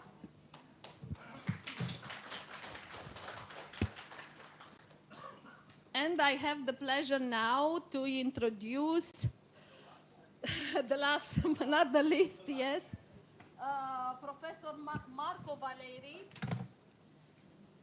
from Niccolò Cusano University in Rome. We want to appreciate also his work. We have a great cooperation with Marco. And I want to add something about his expertise. He's a senior lecturer in organizational behavior, so we have more in common. I am in the field of human resources management, and we started to cooperate within a volume this year. Yeah. Okay, Springer, yes. He is visiting professor at the Faculty of Social Sciences and Leisure Management, the School of Hospitality, Tourism and Events. He is member of several editorial boards of International Tourist Journal, reviewer and editor of several handbooks on entrepreneurship, tourism and hospitality management. And the books are under Springer Publishing, Emerald. So thank you, and I will invite Marco to have the presentation. Thank you very much. Thank you very much. Marco.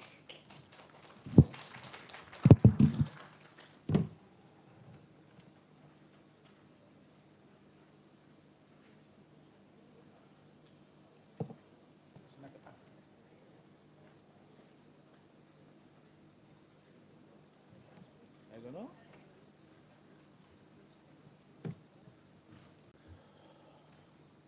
Oh.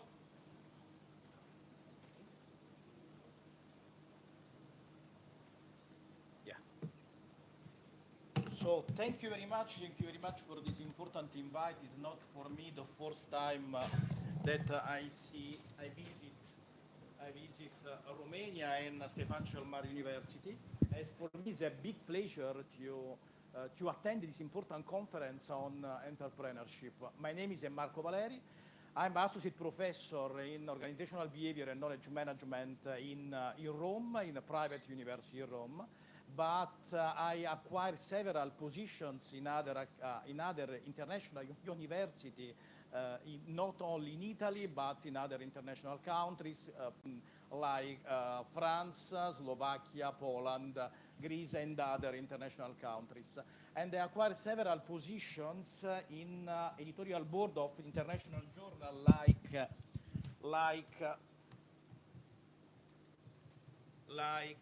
just a moment, because in tourism and hospitality management for Emerald, Springer, and Inderside. In this slide, I collect several topics of my research. Quindi I did the cover of several my books from gender and tourism, tourism risk, family business in tourism and hospitality, organizational studies for Springer, Emerald, IG Global, De Gruite, the last is Elgard. We saw several topics about management, about organizational behavior, but the last important article is on the right. Is the article right with the Italian Pope, Catholic Pope. Catholic Pope asked my university and me to explain the combination between sustainability in Catholic research and to combine Catholic research and sustainability with Catholic research in sustainability in academic field. So for me it was a very, very big pleasure to have a connection with the Pope and to talk about the Pope in encyclica, to talk with the Pope about this important topic. I think this is a very, very important conference, because in this room it's possible to find not only professor colleagues, but several stakeholders from the several industries, students, and other important public stakeholders to have the opportunity to support the entrepreneurship in the local region and outside the region. So I think it's important to spend the time together to interact, to discuss, for me very, very important, to discuss about the basics of the management and the entrepreneurship, because I think it's important to share to the new generation, artificial intelligence, digital transformation, metaverse, very, very important for the future, but I think it's important not forget the basics of the management, because without the basics of the management, it's not possible to have entrepreneurship and not possible to have management.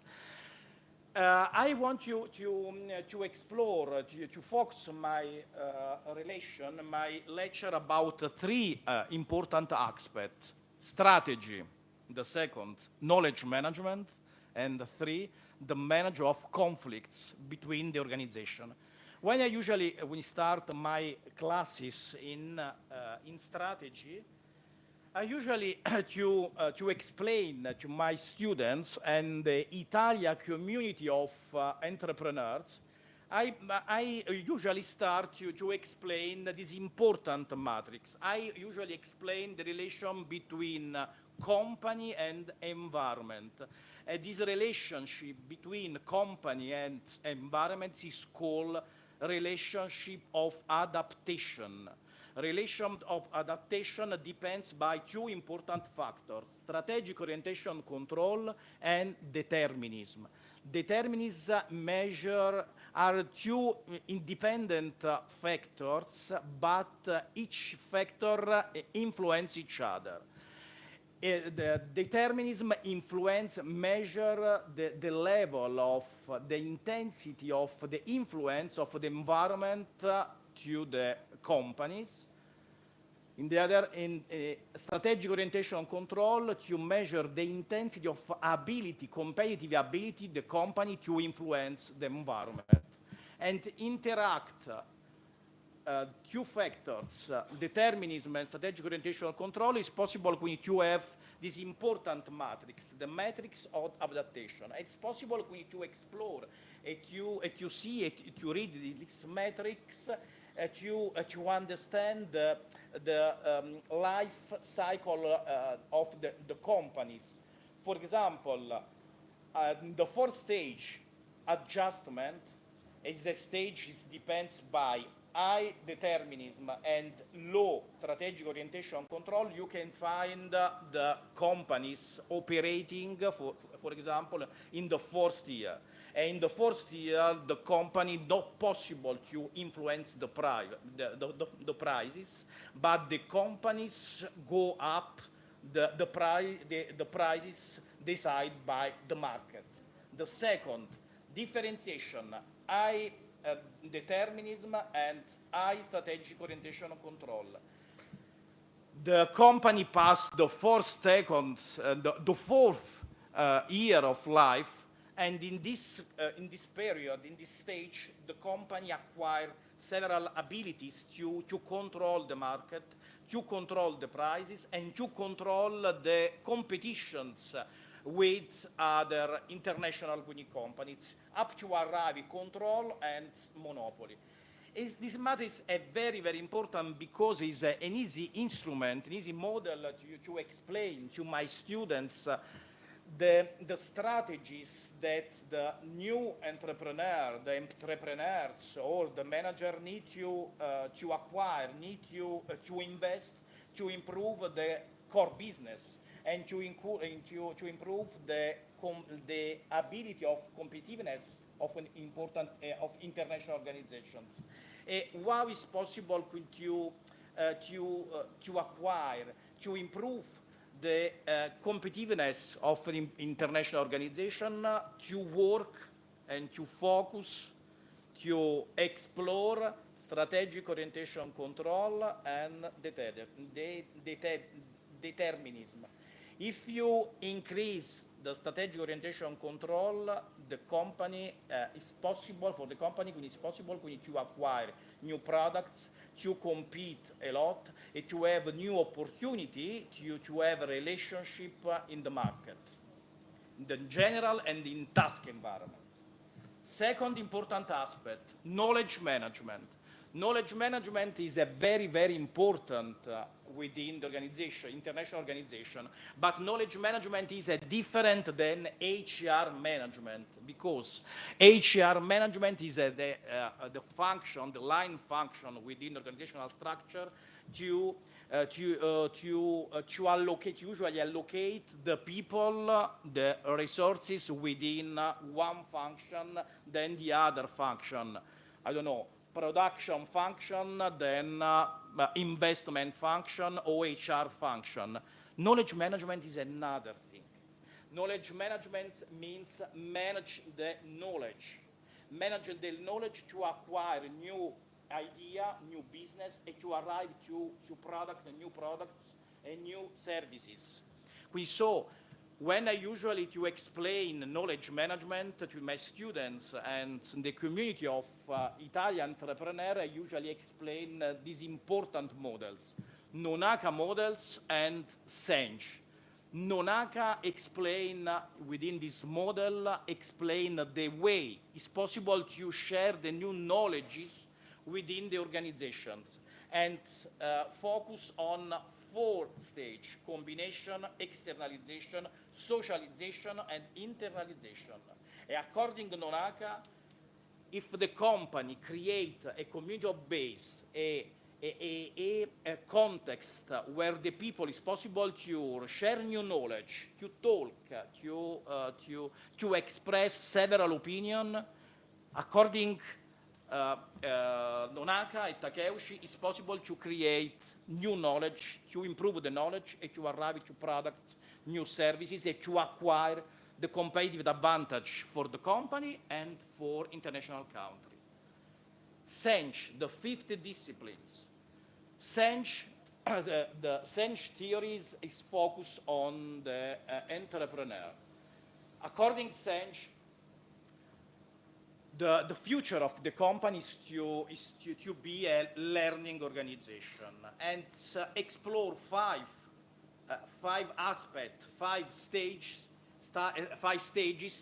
to focus to have a learning organization. But the first important stage for the Sench is in the center, system thinking. Why system thinking?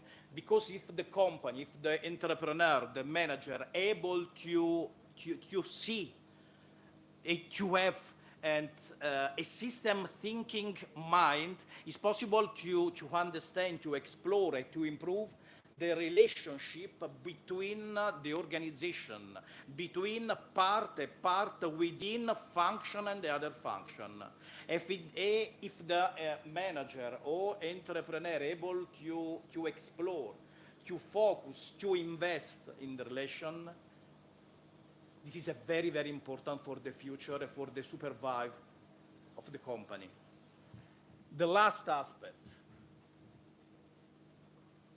manage of the conflicts. The organization, you know, is a structure in several parts, several people, several functions.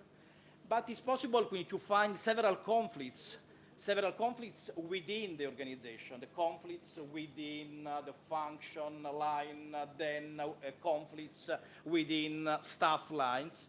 So the behavior, the best behavior of the manager and the entrepreneur is to explore, to focus, to see, to understand the conflicts within the organization. And according to this aspect, I usually to explain, to present to my students this important model, Pandi model of organizational conflicts. It is a structure in several parts, in several stages: latent conflict, perceived conflicts, felt conflict, manifest conflict, and conflict aftermath. In this model, it's possible to read several stages to explain when the conflict is latent, when the conflict is perceived, when the conflict is felt, when the conflict is manifest, and when we it's possible to see a conflict aftermath.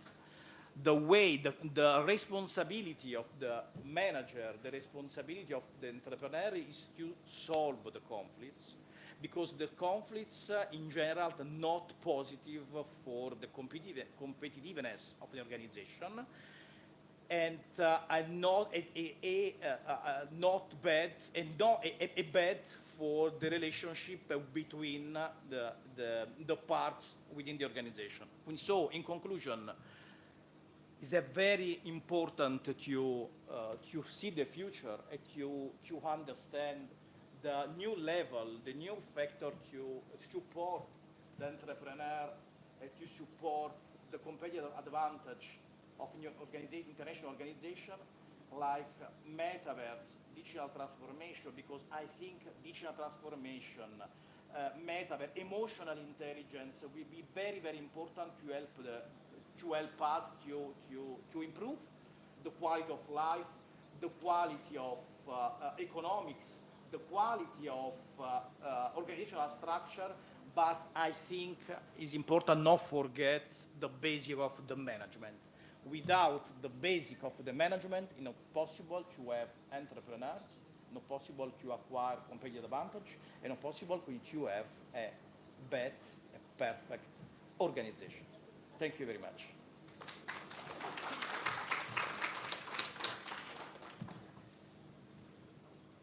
Very fast, because I'm hungry. Thank you, Marco. Do we have any question?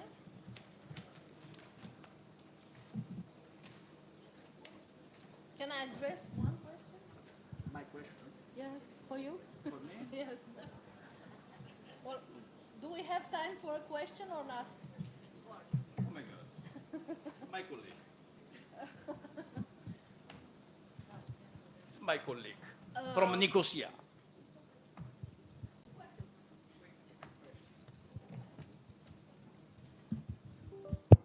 Thank you, Marco. That was very interesting. I have a quick question which has to do with the knowledge management.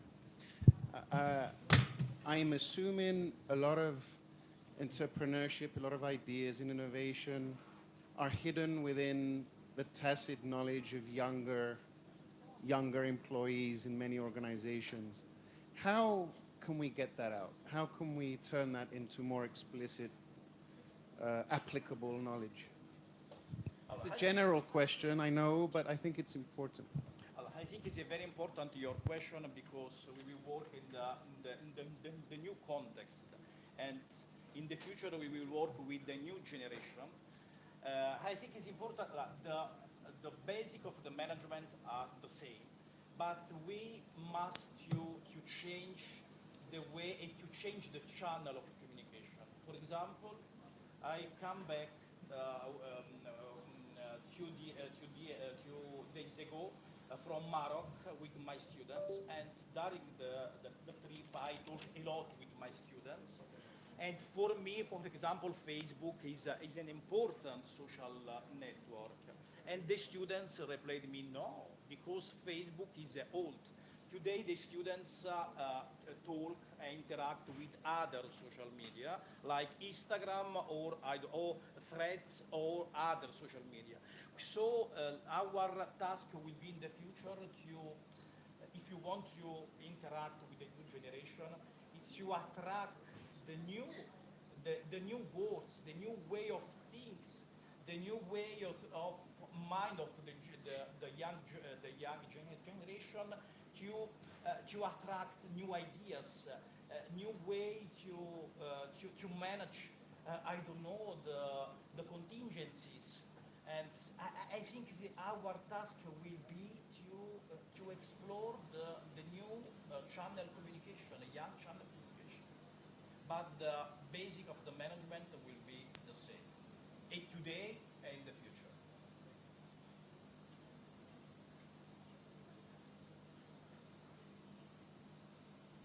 A question from Italy. A question from Italy. from my colleagues from Italy.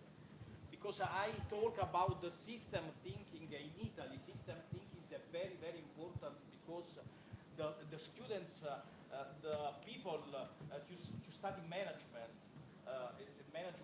in several, not in all universities, but several universities, the basic is the system of the company, the system of organization, the system of structure in several parts. Yes, thank you, Marco, for your interesting presentation. So my, just not a question, a curiosity. In the first slide, you presented the adaptation matrix. That is very interesting. What do you think could be the role of entrepreneurs, new entrepreneur in that matrix? What do you think could be the role for NEO entrepreneur in that position of different aspects? Because because the variables that compose the matrix, if I remember, concern the context and the approach to adaptation. The strategic orientation to control. Yeah.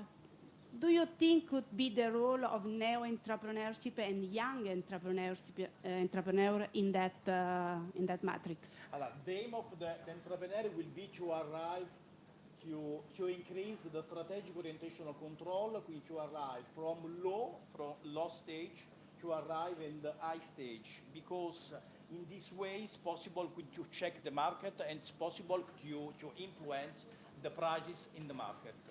It's possible for the young generation, for the young entrepreneur, the opportunity will be to interact, to create the new innovative service. And in this way it's possible to control the market and to impose and to fix the prices for the other competitors. Thank you.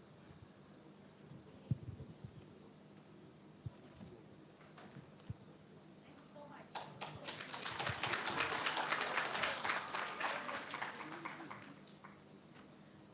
Thank you very much, Marco, for the feedback, also for the questions addressed by the public. So now I will present, I am delighted to welcome a key figure in the promotion of local products and regional economic development in Suceava. I am speaking about Ms. Claudia Gogu, the Executive Director of Suceava County Directorate for Agriculture, and she also will present the Best Practice Association, Gustă din Bucovina, Taste from Bucovina, an initiative that plays a vital role in supporting local producers and strengthening our regional identity. So your insight is very appreciated. Please. Thank you.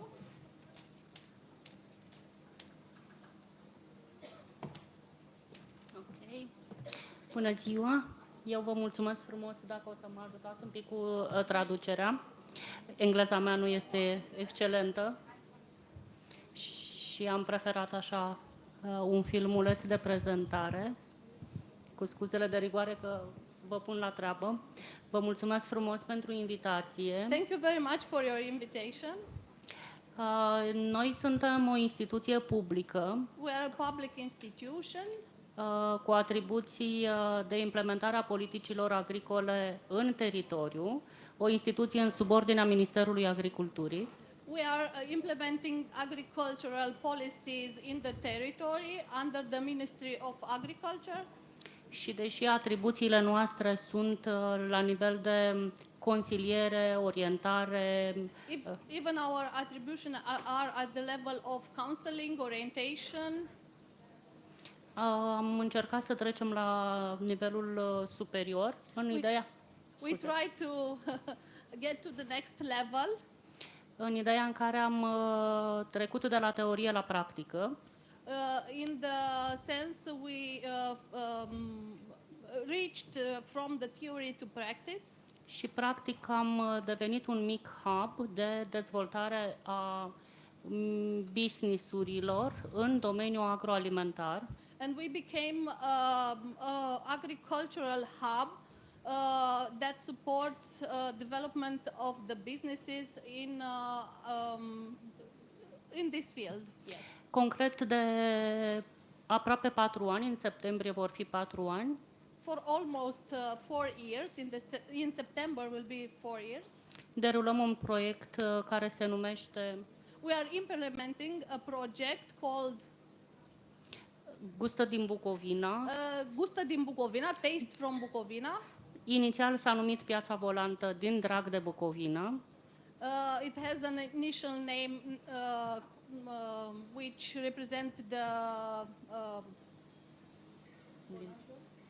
din dragoste de from love from Bucovina, love from Bucovina, yes. Da, din dragoste de Bucovina și din dragoste de oameni. And because we love people, from love from the people, for people. Practic în fiecare zi de sâmbătă, In each Saturday, în curtea Direcției pentru Agricultură Județeană Suceava, in the yard of the Directorate for Agriculture from Suceava County, adunăm și aducem în fața consumatorilor we bring together all the producers and we present them to the consumer. mici producători doar din județul Suceava, verificați de către noi, de către cei de la Direcția Agricolă. Small producers from Suceava County, certified by the Directorate for Agriculture and supported by them. Și ca să nu lungesc prea mult, o să vă dau drumul la un filmuleț ca să mă ajute inteligența artificială, îmi traduce aici. I will also... Dar aș mai iertați-mă, da, scuze, spuneți. Aș fi vrut să fac legătura între ceea ce spunea domnul profesor de adineauri, domnul Valerii. Să știți că acești mici producători reușesc să aducă plus valoare produselor pe care le obțin și prin trecerea la nivelul superior, însemnând mici business-uri în domeniul agroturismului. In order to link my idea to what Professor Valeri said, we want to say that the small producers are getting to the next level, bringing some feedback from the market and bring it in front of you. Asta și pentru că suntem într-o zonă care ne ajută, suntem într-o zonă pitorească, o zonă cu un foarte mare potențial turistic. This because of the fact, due to the fact that we are in a very picturesque area, the Bucovina area, and this fact help us a lot. Eu vă mulțumesc frumos și o să dau drumul filmulețului ca să vedeți concret ceea ce se întâmplă la noi în Piața Volantă de aproape 4 ani. Thank you very much. We will watch together a movie to see what happens in our market. Our motivation. In a time marked by economic, climate, and social transformations, rural areas must not be seen as the margins of the economy, but as active hubs, deeply rooted in tradition and capable of offering sustainable solutions for future challenges. Our goal: to strengthen a modern rural identity based on local values, civic engagement, digitalization, adapted services, a functional entrepreneurial economy, and a circular economy. The role, launched on September 4, 2021, initially as a periodic market, it quickly evolved into a weekly voluntary initiative organized by the Agricultural Directorate. Farmers Market, the Din Drag de Bucovina, provides an authentic and safe space for local producers. Each week, small farmers and producers showcase both primary and processed products to consumers, building a solidarity-based relationship that highlights local goods, seasonal vegetables, dairy, honey, homemade bread, artisanal meats, preserves, and natural syrups. This action reflects European projects such as Farm to Fork, the Green Deal, carbon emission reduction, biodiversity, food waste reduction, environmentally friendly food, water consumption reduction, rejuvenation of the farming community, and involvement of rural women in entrepreneurship. It is more than a market, an incubator of agricultural entrepreneurial initiatives, a validation space for small, early-stage producers. An active interface between rural producers and urban consumers, built on trust, quality, and respect. contribution to the Sustainable Development Goals, SDGs. County Directorate for Agriculture contributes to the achievement of the following SDGs through locally adapted actions. 2 Sudanese pounds zero hunger. Supporting local production, especially in strategic areas, tomatoes, garlic, potatoes, native pig breeds, and beekeeping. 4 Sudanese pounds quality education. Partnerships with agricultural high schools, promoting vocational orientation in agriculture. 11 Sudanese pounds sustainable communities, developing market infrastructure, supporting smart villages. SDG 12 responsible consumption and production, raising consumer awareness, combating food waste. SDG 13 climate action, supporting agroecological practices and climate adaptation. SDGs 16 and 17 strong institutions and partnerships, collaboration with LAGs, NGOs, and local authorities. Labeling and traceability, bridges of trust between producers and consumers. A product label is not just a legal requirement, but a tool for certifying quality, origin, and food safety. Agricultural Directorate encourages certification of local products, promotes labels among lowland and mountain producers such as traditional product, mountain product, organic product, established recipe, provides advisory services for accessing European quality schemes. Responsible production, packaging, and consumption, a sustainable rural economy. Short supply chains and local consumption are becoming key elements in the agri-food strategy, especially in our region bordering an armed conflict. Through the farmers' market and other local initiatives, the Agricultural Directorate becomes a strategic institution, professionally contributing through its engineers and specialists to strengthening the circular economy in rural communities across the county. Financial independence, from subsidies to local entrepreneurship. The Agricultural Directorate supports the transformation of producers into small entrepreneurs by facilitating access to European funds, supporting the formation of cooperatives and associations, advising rural startups. Rural-urban integration, complementarity, and territorial cohesion. The Agricultural Directorate promotes the connection between rural and urban areas through distribution and logistics infrastructure, promotion of rural tourism and agri-education, development of partnerships between villages and cities for fair access to markets, products, and services. In conclusion, County Directorate for Agriculture is more than a public service. It is a support ecosystem, a platform for local innovation, and a strong voice in the regeneration of rural identity and initiatives. It encourages young people to use the rural area as a launchpad for entrepreneurship, connecting to consumers in our region and throughout Europe. Through commitment, expertise, and sustainable partnerships, we transform local agriculture, from raw products to processed goods, into a driver of social cohesion, sustainable economy, and regional Bukovinian pride.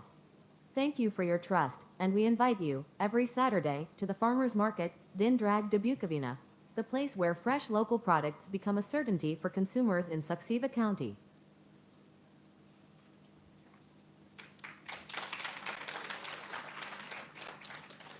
O singură remarcă aș vrea să mai fac. Poate că delegația din Italia Maybe the delegates from Italy a recunoscut câteva produse de origine italiană pe care le facem noi în România, acum în Bucovina, cu materie primă din Bucovina. has recognized some products that we made in Bucovina, inspired by Italian cuisine. Pentru că am reușit să reintegrăm familii de români care s-au întors în țară după 20 de ani de diaspora.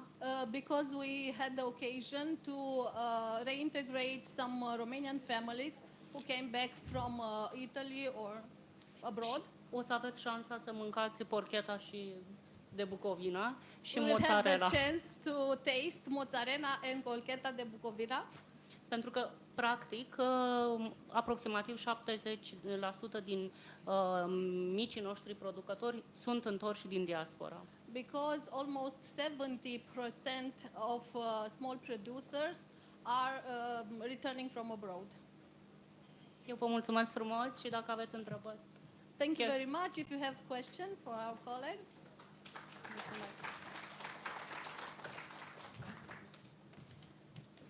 We also want to mention that we have here Mr. Ciornei. Do you want to add something? Some words? Thank you. Hello. Very happy to be here. I'm one of the almost 200 people that went through the local market. I only have 2 years in the local market. I have my own business, and the Piazza Volante helped me very much to grow my business.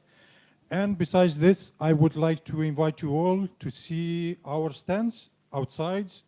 You can taste everything that we make. Every time, everywhere we go, we have people tasting everything that we do because we trust in the product that we make, and we know that it's something truly special. So besides tasting at our stands, we also have some little sweets reserved for you after lunch. First, you have to eat healthy, and then you can have the sweets that we prepared for you. So I will welcome you, everybody outside, so you can see some more local producers. I will mention all the stories. There are just, I think, just 14 outside, but usually on Saturdays we're around 30 or maybe 40 when it's summer and all the vegetables are out. So yeah, I hope you're hungry, and we're going to see each other outside. Before you go, just to mention about the program. Thank you for the invitation, Cosmin. After you visit the small producers that are here together with us, then we will organize the lunch in the book cafe, and after that we invite you back for the next tracks. I will present only 2 of them because I think you already want to taste the products. So the first track, mini track, will be digital innovation and entrepreneurship.